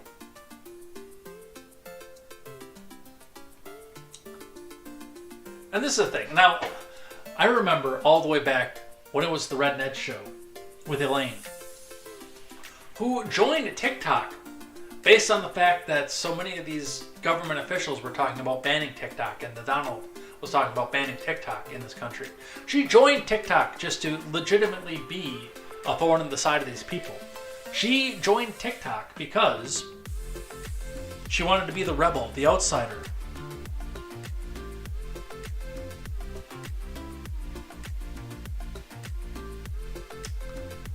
But that's all well and good. Once again, this doesn't apply to your personal phone. If you want to watch 60-second clips of teenagers doing stupid stuff and you're too good for Instagram, which, by the way, there's more of that on Instagram than there is on any other platform out there, just saying. But if you want to see stupid short 60-second clips of stupidity, put it on your personal phone.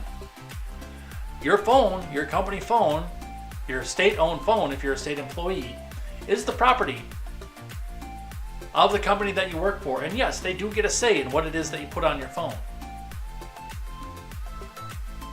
Yes, they get a decision in that. That is their property. Your phone, your property, your privacy, your business. Their phone, their property, their privacy, their business. And again, I say that. It'd be the same as putting Tinder on your work phone.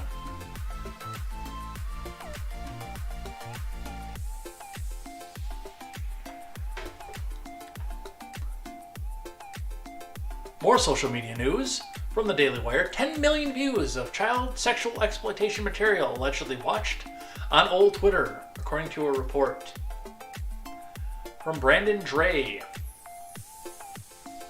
An independent cybersecurity data analysis working alongside top officials at Twitter found accounts posting content that allegedly sexually exploited children garnered more than 10 million views on the platform under previous ownership. Andrea Strappa, founder of cybersecurity group Ghost Data, personally funded research last summer that resulted in the eradication of more than 500 accounts soliciting child sex abuse material, which led approximately 30 major advertisers to pull or pause their ad services on their Twitter accounts. A new report from the data analyst released Friday found that more than 95% of several active accounts exploiting CSAM, which allegedly included videos of children and teens involved in sexual activities, acted with impunity for years.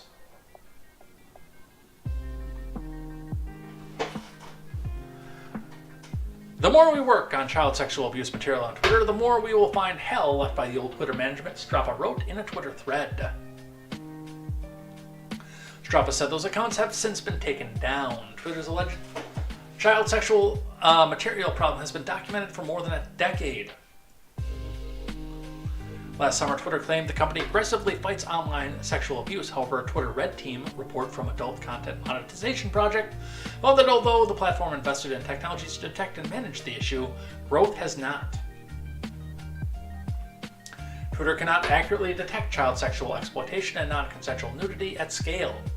The Red Team concluded in April of 2022, according to The Verge.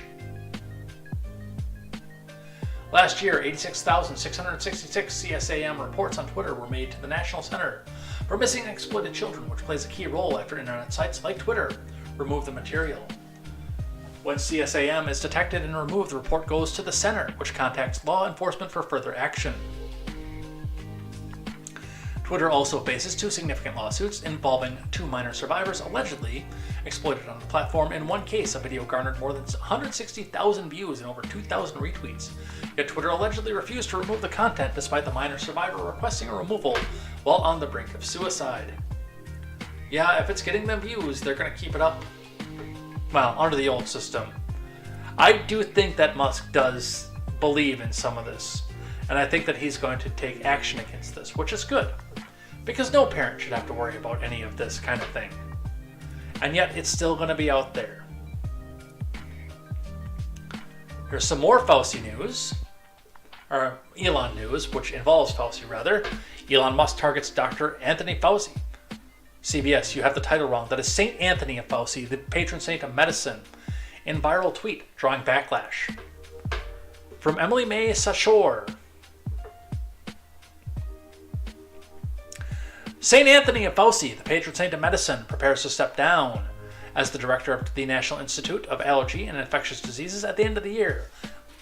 The leading immunologist faced derision on social media over the weekend from tech billionaire and Twitter CEO Elon Musk. My pronouns are prosecute Fauci, Musk tweeted on Sunday.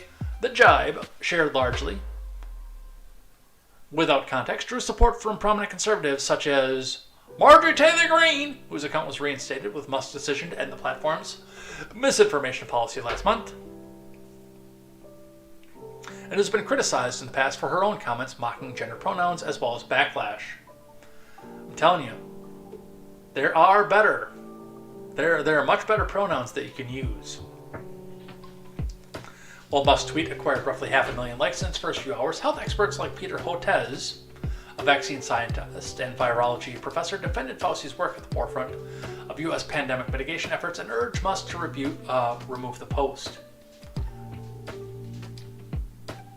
For the record, Dr. Fauci has done nothing wrong except serve our nation. In the meantime, Mr. Musk should know that 200,000 Americans needlessly lost their lives from the pinko pox due to this kind of anti-science rhetoric and disinformation. Elon, I'm asking you to take down this tweet.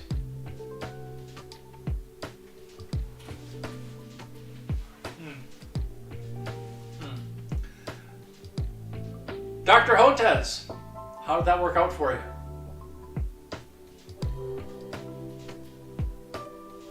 If you don't like it, build your own platform.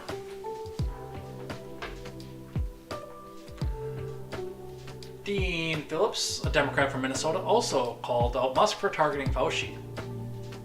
It's America, you can select any pronouns you damn well please, the congressman tweeted, but Anthony Fauci has likely saved more human lives than any living person in the world. Shame on you. It's not a cult, people. It's not a cult.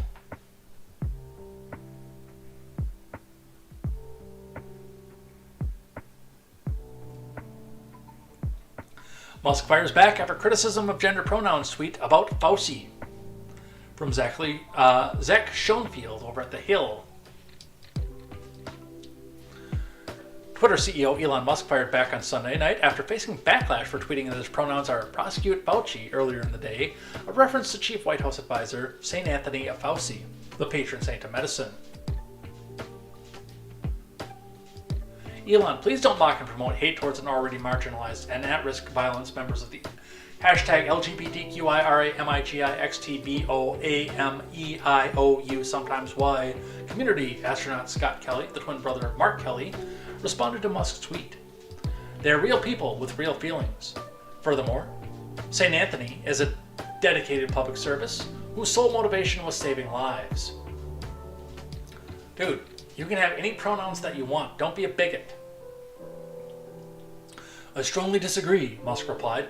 Forcing your pronouns upon others when they didn't ask and implicitly ostracizing those who don't is neither good nor kind to anybody. As for Fauci, he lied to Congress and funded gain-of-function research that killed millions of people. Not awesome, in my opinion. Multiple Republicans, including Rand Paul and Jim Jordan, have pressed Fauci on whether the National Institutes of Health has ever funded gain-of-function research at the Wuhan Institute of Virology. A claim that St. Anthony has said is entirely and completely incorrect, as part of the Republicans' claim that the pinkpox virus escaped from a lab in Wuhan, China. Wuhan!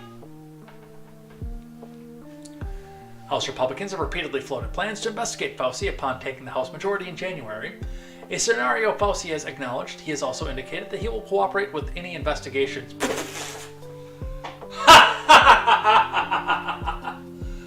Oh. Even you can't believe that one, can you? Really?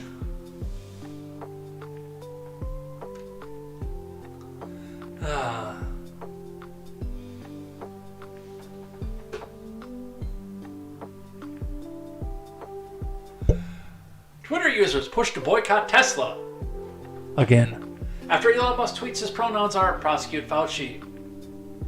We don't even need to go over this. They're looking for any reason to go back and boycott Tesla. And most of the unwashed masses that are doing this can't afford a Tesla, not even a used one. From Kendall Tietz. Boycott Tesla was trending on Monday after CEO Elon Musk, who also owns Twitter, tweeted his pronouns are persecute Fauci. Musk tweet teased new details regarding the government's top health official that Musk said would be found in the future installment of the Twitter files. The tweet elicited a firestorm on the platform, with some cheering the Twitter CEO for calling out Fauci and others accusing Musk of mocking the LGBTQIRAMIGXTBYOARMTUJLMXKYAPTLO -sign community. Billy Baldwin started a trend when he tweeted, retweet if your pronouns are boycott Tesla. Well, I was a Tesla customer, just canceling a car that I have an order now, tweeted Seattle venture capitalist Nicholas Hanaure, and for perspective, this would have been my fourth Tesla, he added later.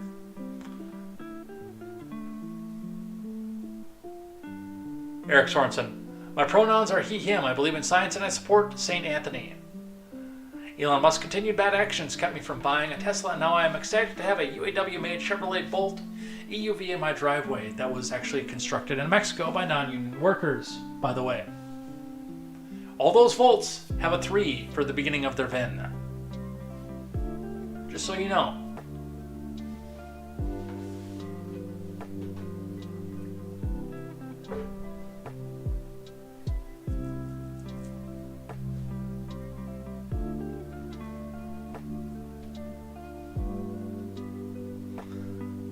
At this point, if you're buying a Tesla, you're complicit, tweeted Harvard Law School cyber law clinical instructor Alejandra Caraballo.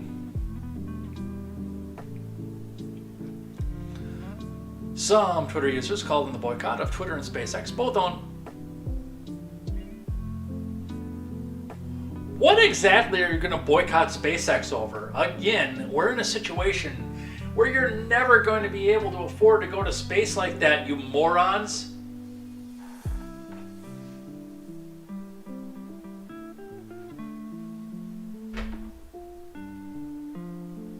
Yes, it's cool that the more and more we do this, the easier it becomes to go back and do this later on, but let's be realistic here. For the vast majority of our lifetimes, Probably for the rest of Ron Helton's lifetime. A quick jaunt up to space to go touch the edge of zero gravity is going to be out of the reach of most of us.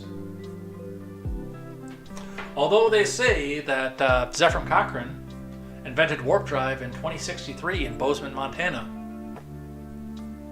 We got 41 years to see if that actually happens. But let's be realistic here.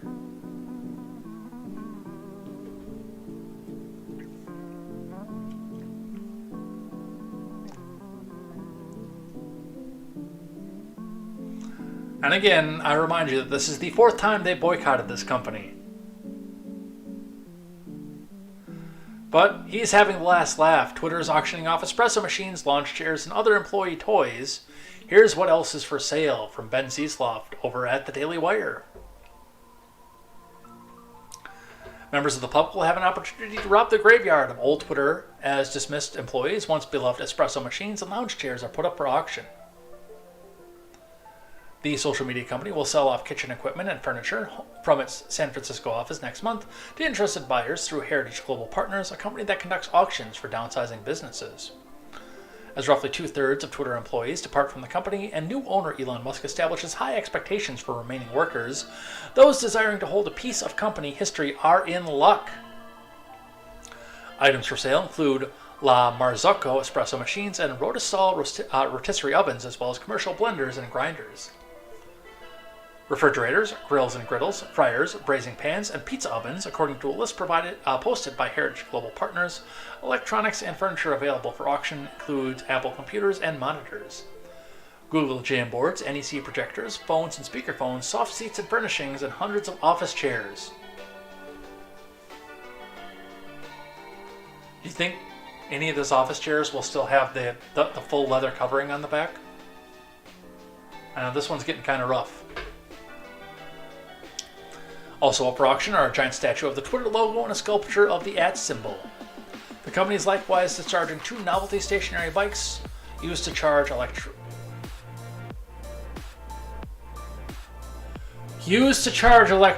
Are you serious? Now, I've recommended the book on this program before, but Glenn Beck, when he did his Agenda, I think it was Agenda 21 book, let me double check that.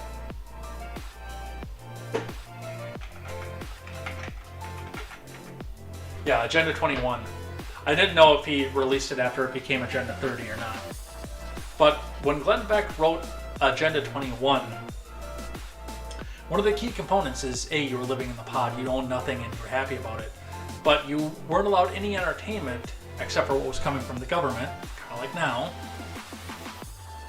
And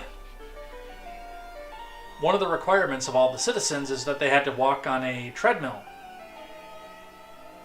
with resistance in it for, I think it was like 2 hours a day to generate the electricity for their community. And here the Twitter folks are just doing it because they want to.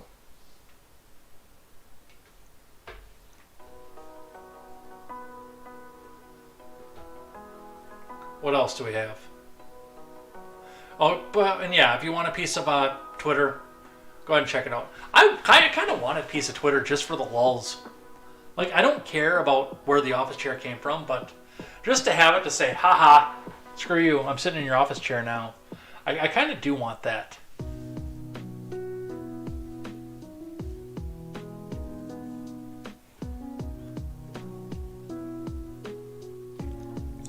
Now we have somebody who's going to try to get on the good graces of Katie Hobbs.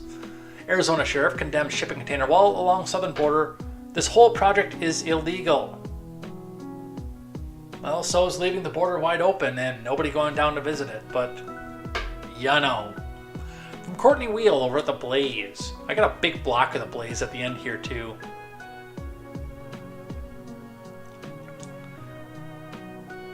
One Arizona sheriff has threatened action against those contractors, helping Doug Ducey to build a wall alongside the state's southern border with Mexico. For over 4 months, Ducey has facilitated the construction of a makeshift border wall using shipping containers to fill in the gaps in the wall constructed under former President Trump. The shipping container project has largely been successful. The areas around Yuma, in the southwestern region of the state, which have long been a hotspot for illegal immigrants and drug smugglers crossing into the U.S., were fortified back in August. Now, during Ducey's final days in office, the project continues apace through Cochise County, which is located in the southeastern corner of Arizona, close to New Mexico. However, one sheriff in charge of the border county and between the two has threatened those who want to place those shipping containers in his jurisdiction. Dave Hathaway of Santa Cruz County calls the entire project illegal. Well, you can't sit there and patrol it all day long either, so... The whole project is illegal, he recently stated. It's illegal on the federal level, and the state level, and the local level. It is not illegal on the state level. And I don't think you can make a local law that supersedes state law either, by the way. Federal level is still questionable. From Hathaway's perspective, those who participate in the building of the shipping container wall are not much different than those committing violent crimes such as... Are you serious? Such as murder and grand theft auto. It's not state land, it's not private land, and the federal government has said that this is illegal activity. Hathaway said, "Simp!" Echoing the talking points of the Biden admin.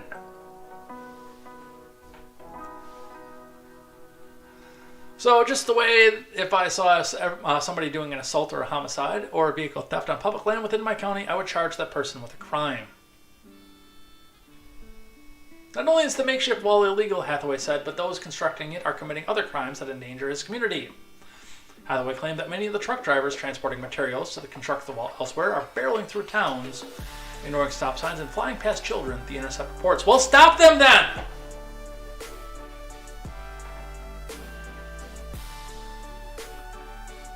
If they're using a commercial driver's license to do these traffic offenses through neighborhoods, then stop them. If they're doing so on a government contract, there's no excuse for that still. That doesn't change the fact. Unless you are driving a red light vehicle, you have no excuse for doing that kind of thing through a neighborhood. Do something about it. That's your job. But I've got this feeling that's not true either. It's just another way to go back and demonize the people that they don't like. One that's a little bit closer to home, although not as close to home anymore, as of this past week, postal worker shot to death while delivering mail in Milwaukee. From Andy Rose over at CNN. A mail carrier was shot to death Friday evening in Milwaukee, police said. I have a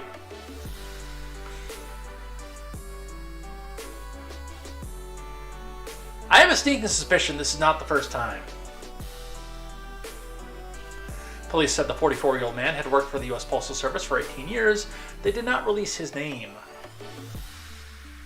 The Milwaukee Police Department sends our sincere condolences to the victim's family and to the USPS for the loss of their member, the department said in a statement.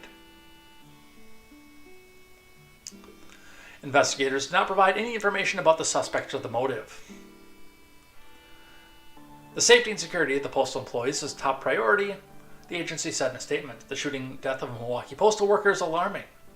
My thoughts are with the victim's family and colleagues. The postal worker in this homicide was a public servant, which makes the crime even more disturbing, Mayor Cavalier Johnson said in a statement. So, they're allowed to come back and say thoughts and prayers and not really talk about the details of anything about this right now because this just so happened to, and we can give an idea of where this happened from WISN 12, near North 65th Street and West Lancaster. For those of you who do not know Milwaukee, I am not at all surprised by the fact that this happened there. I am familiar with Milwaukee. And you would not catch me alive in that neighborhood.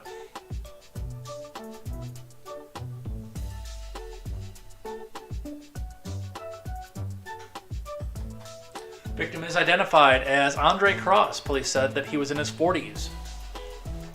For over 18 years, Cross delivered the mail and smiles.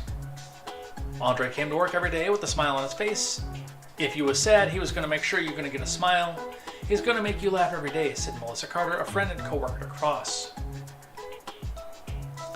Video shared with WISN 12 by Alexis Trammell, a resident on his route, showed him laughing and smiling while delivering her mail just hours before he was killed.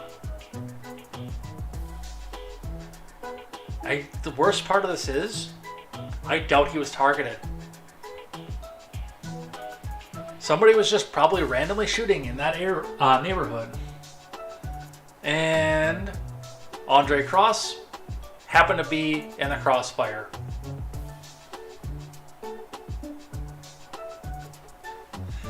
And we're not going to hear anything about this because, other than the couple articles that we had with this, because the Daily Wire made a big deal out of it, because the perpetrator had the wrong skin color. Let's grab our block here from The Blaze. Some of this is entertaining and some of this is disturbing. I wanted to put this one on here because, well, it sucks all around. From The Blaze, police investigating shooting death of a gas station clerk also find a decomposing body of a pregnant woman in the suspect's apartment. From Carlos Garcia. Well, this guy sure seems like he's charming then. Maryland police searching the apartment of a suspect in the shooting death of a gas station clerk said they found a decomposing body of a pregnant woman, said the Montgomery County Police Department. On Thursday at about 1500 hours, police responded to a call of a shooting at the Dash-In convenience store at Montgomery County and found Alu Wondimo, a 61-year-old employee of the store, with a gunshot wound. He was pronounced dead at the scene. Police say they identified suspect, 31-year-old Tori Moore, in the shooting. They said Moore had entered the store, grabbed some items, and gone to the counter. For reasons unknown at this time, a verbal altercation occurred between Moore and Wondimu, said a police statement. This altercation quickly escalated into a physical altercation, at which point, Moore pulled a handgun from his vest and shot Wondimu multiple times. Police obtained a search warrant for Moore's apartment across the street from the store. Inside the apartment, they discovered a dead person in an advanced stage of decomposition.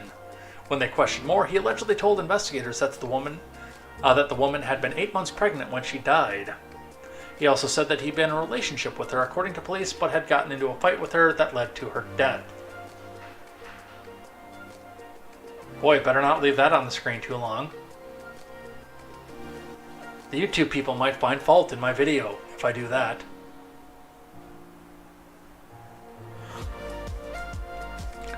So yeah, another great time to be around Baltimore. 19 maximum security prisoners stage a hunger strike to protest alleged abuses, haven't eaten since December 1st. Now, I do have issues against the state using violence and abuse against people that it does have under incarceration.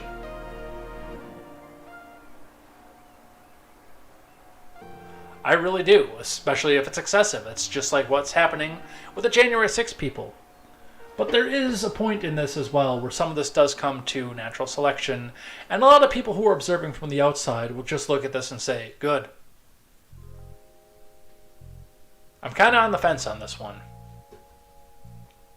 We do have to start wrapping it up. I don't know if I do have to get to the last two, because they're funny.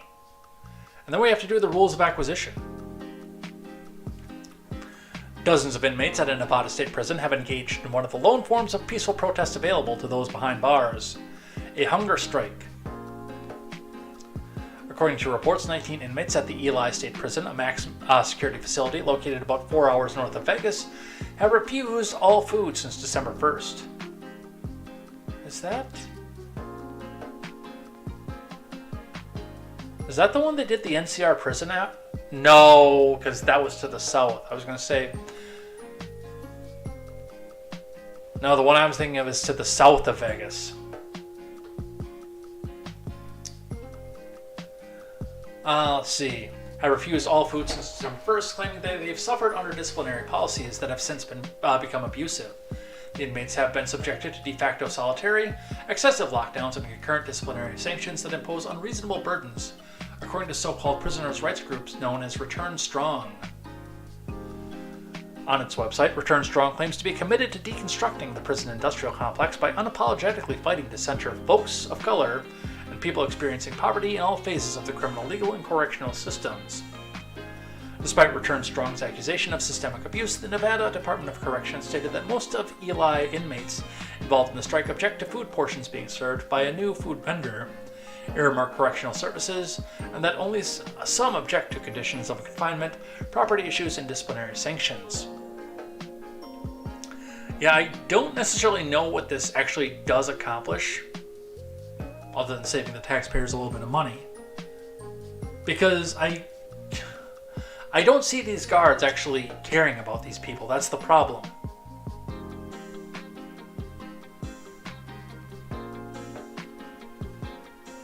So far, the complaint regarding concurrent disciplinary sanctions has already been addressed. William Gutierrez, the acting director of the Nevada prison system, confirmed that as of Friday, inmates can be subjected to only one sanction at a time, a change he described as significant. Examples of such sanctions include the loss of phone or commissary privileges.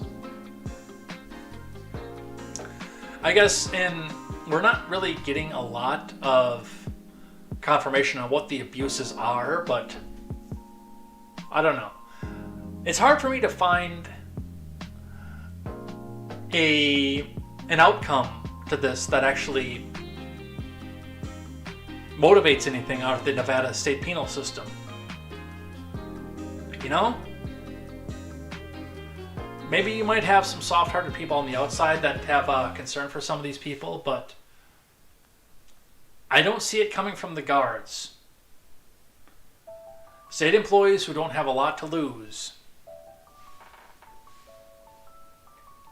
Alright, let's finish up these last two, and then we'll go join Midget B while he plays Majora's Mask. It looks like he's going to be starting that out.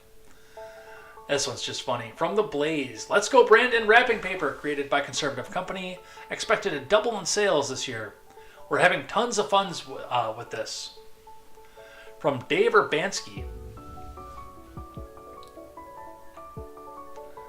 Wrapping paper adorned with the iconic anti-Joe Biden phrase, "Let's go Brandon," is expected to double in sales this year, Fox News reported, citing the Georgia-based conservative apparel and lifestyle company that sells the novelty item. I bet you my brother-in-law would love this. My mom is here. Can you confirm that? The company is named Freedom Speaks Up, though the cable network said it is known as Bring Ammo around this time of year. By the end of 2021, the wrapping paper idea, which got off the ground on a whim, turned into big-time sales, Fox News said, adding that the company sold over 500,000 square feet of the wrapping paper. That equated to about $1 million in sales last year, company CEO Seth Weathers told the cable network, adding that Freedom Speaks Up has added similar products such as Merry Easter, wrapping paper, which is yet another make fun of Biden product. Weathers added at Fox News that its outfit expects to roughly double its sales from last year. We're having tons of fun with this. There's no way to spend $20 and get more smiles on Christmas morning. Yeah, I think that in my sister's houses would go over quite well.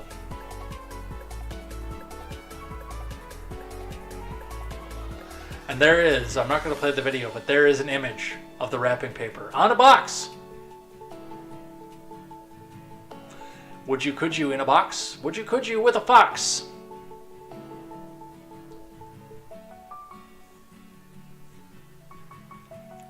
And a last one here. With a stunning amount of self-awareness with this, put the taxes in the bag. Teacher gloats about not getting fired despite indoctrinating students. From Candace Hathaway. A Baltimore educator bragged on social media about keeping her teaching job despite indoctrinating students using taxpayer money, Fox News Digital reported. In the video, Alexa Shito, a Spanish teacher at Pine Grove Middle School in the Baltimore County School District. What is in the water in Baltimore, you guys? gloated that her public school position is funded by taxpayers while dancing and lip-syncing. F up on your B. I'm going to try to keep this AM radio friendly yet, so that's what we're going to stay with. He said, knowing full well that he opened the show today with "We're back, bitches." Shudo faced criticism from a TikTok user after she posted a video of decorating her classroom with an LGBTQIRAMIGIXTBYAMPTORIAXTBYAXY +sign -sign The user wrote, "None of this is what education is supposed to be about. Reading, writing, arithmetic. Why are you so effing hell-bent on indoctrinating our children?" The teacher responded to the comment by posting a video caption, "I just got fired for indoctrinating my student." Shudo then wrote, "Psych," and stated that she was actually still employed. The educator cheerfully danced next to the captions, "Y'all will never take me alive," and put the taxes in the bag. A reference to the fact that taxation is theft and she is stealing from us. Do we have the TikTok? We do.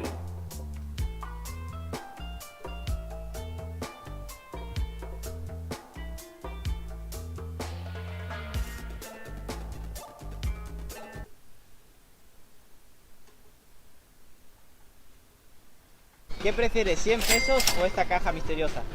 La caja misteriosa. ¿Prefieres la caja antes que los 100 pesos? This is not what I wanted to Sí, watch. ok, ¿cómo es tu nombre? Esmeralda Monteja. Bye. No, I don't want related videos.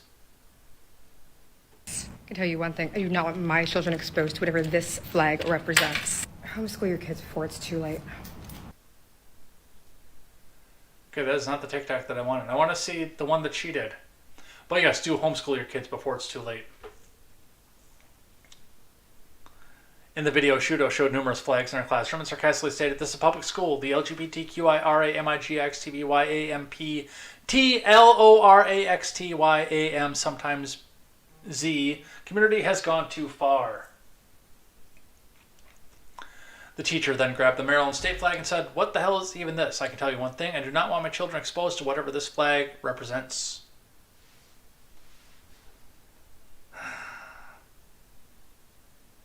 Homeschool your kids.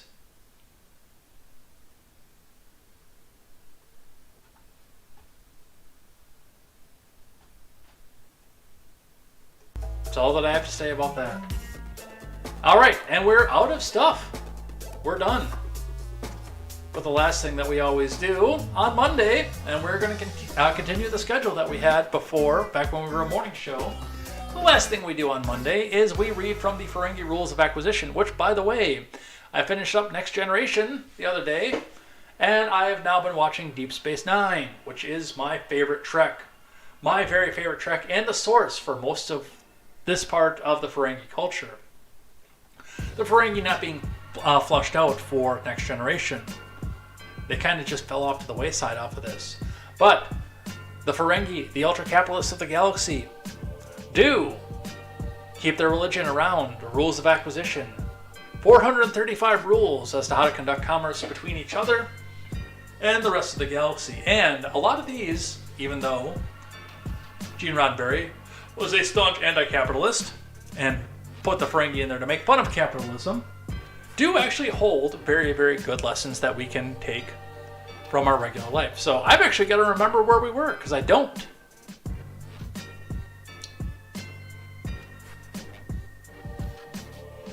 I believe, no, we're on the 110th, because the last time we did was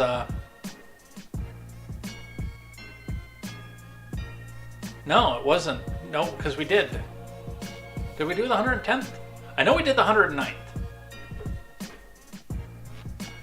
We didn't. We did not do the 110th. Oh, yes, we did. We did do the 110th because I cited my cousin, the business owner in the middle of Wisconsin, when I talked about the 110th. But the 111th does go right on to the same theme here. The 111th rule of acquisition is treat people in your debt like family. Exploit them. Now, this does take the idea of making sure that people in your debt do repay you to an extreme. It does. But there are some takeaways that we can actually use this and turn this into kind of a positive, in spite of the fact that this is one of the few that is actually very, very negative. But again, as I talked about with my cousin, a lot of the things that go along with that are the fact that, you know, you go back and the first employees that you have when you start something out are usually people who are family. Sometimes they're friends, but typically they're family. And yes, there are some businessmen out there who will take that out to an extreme, and especially with my parents watching, I probably shouldn't go too much further into my opinions onto this, but you know, there are some sides of this where it can go a little bit excessive. But when you go out to treat people like who are in your debt in that same situation, one thing that you have to remember is, especially if somebody refuses to pay back your debt, is that you really can ask them for almost anything. And they'll be able to jump up without a moment's notice, or should jump up without a moment's notice and do it. Because you help that person out. Now, I don't pretend to come out and advocate for you going to extremes with this unless the person outrightly refuses to pay you back. But one of the other sides of that is that you can take some time with that and use, especially if there is some value based on the amount of labor or the goods or services that you render from the person, if there's some value added to that, and you can use that to pay off some of the debt. This is not something that could go back and be a forever thing unless the person comes back and pays you back. If I borrow $100 from somebody and then I come out and completely redo their kitchen, I would hope that that person wouldn't expect the $100 cash back off of that. If I spend like 3 weeks redoing my friend's kitchen, I would hope that the person would not expect the $100 back after doing that. I would hope that we would call that even, and maybe even a little bit back into my favor, although I'm a really nice guy and I would actually probably just take that as even at that point. So, as I said, some of these are really good ideas that we can take into our regular everyday life, and some of these are ideas that we should be avoided to. And keep in mind that this race was created by somebody who was an enemy of capitalism.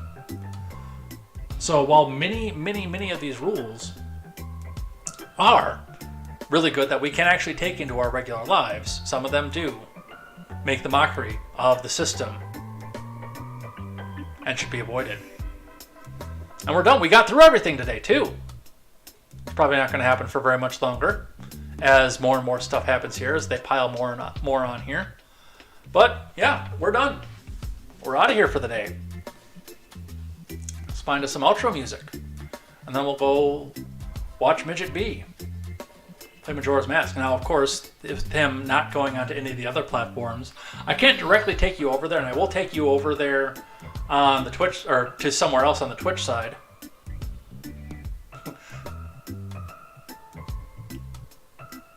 This reminds me, did you want to borrow? No.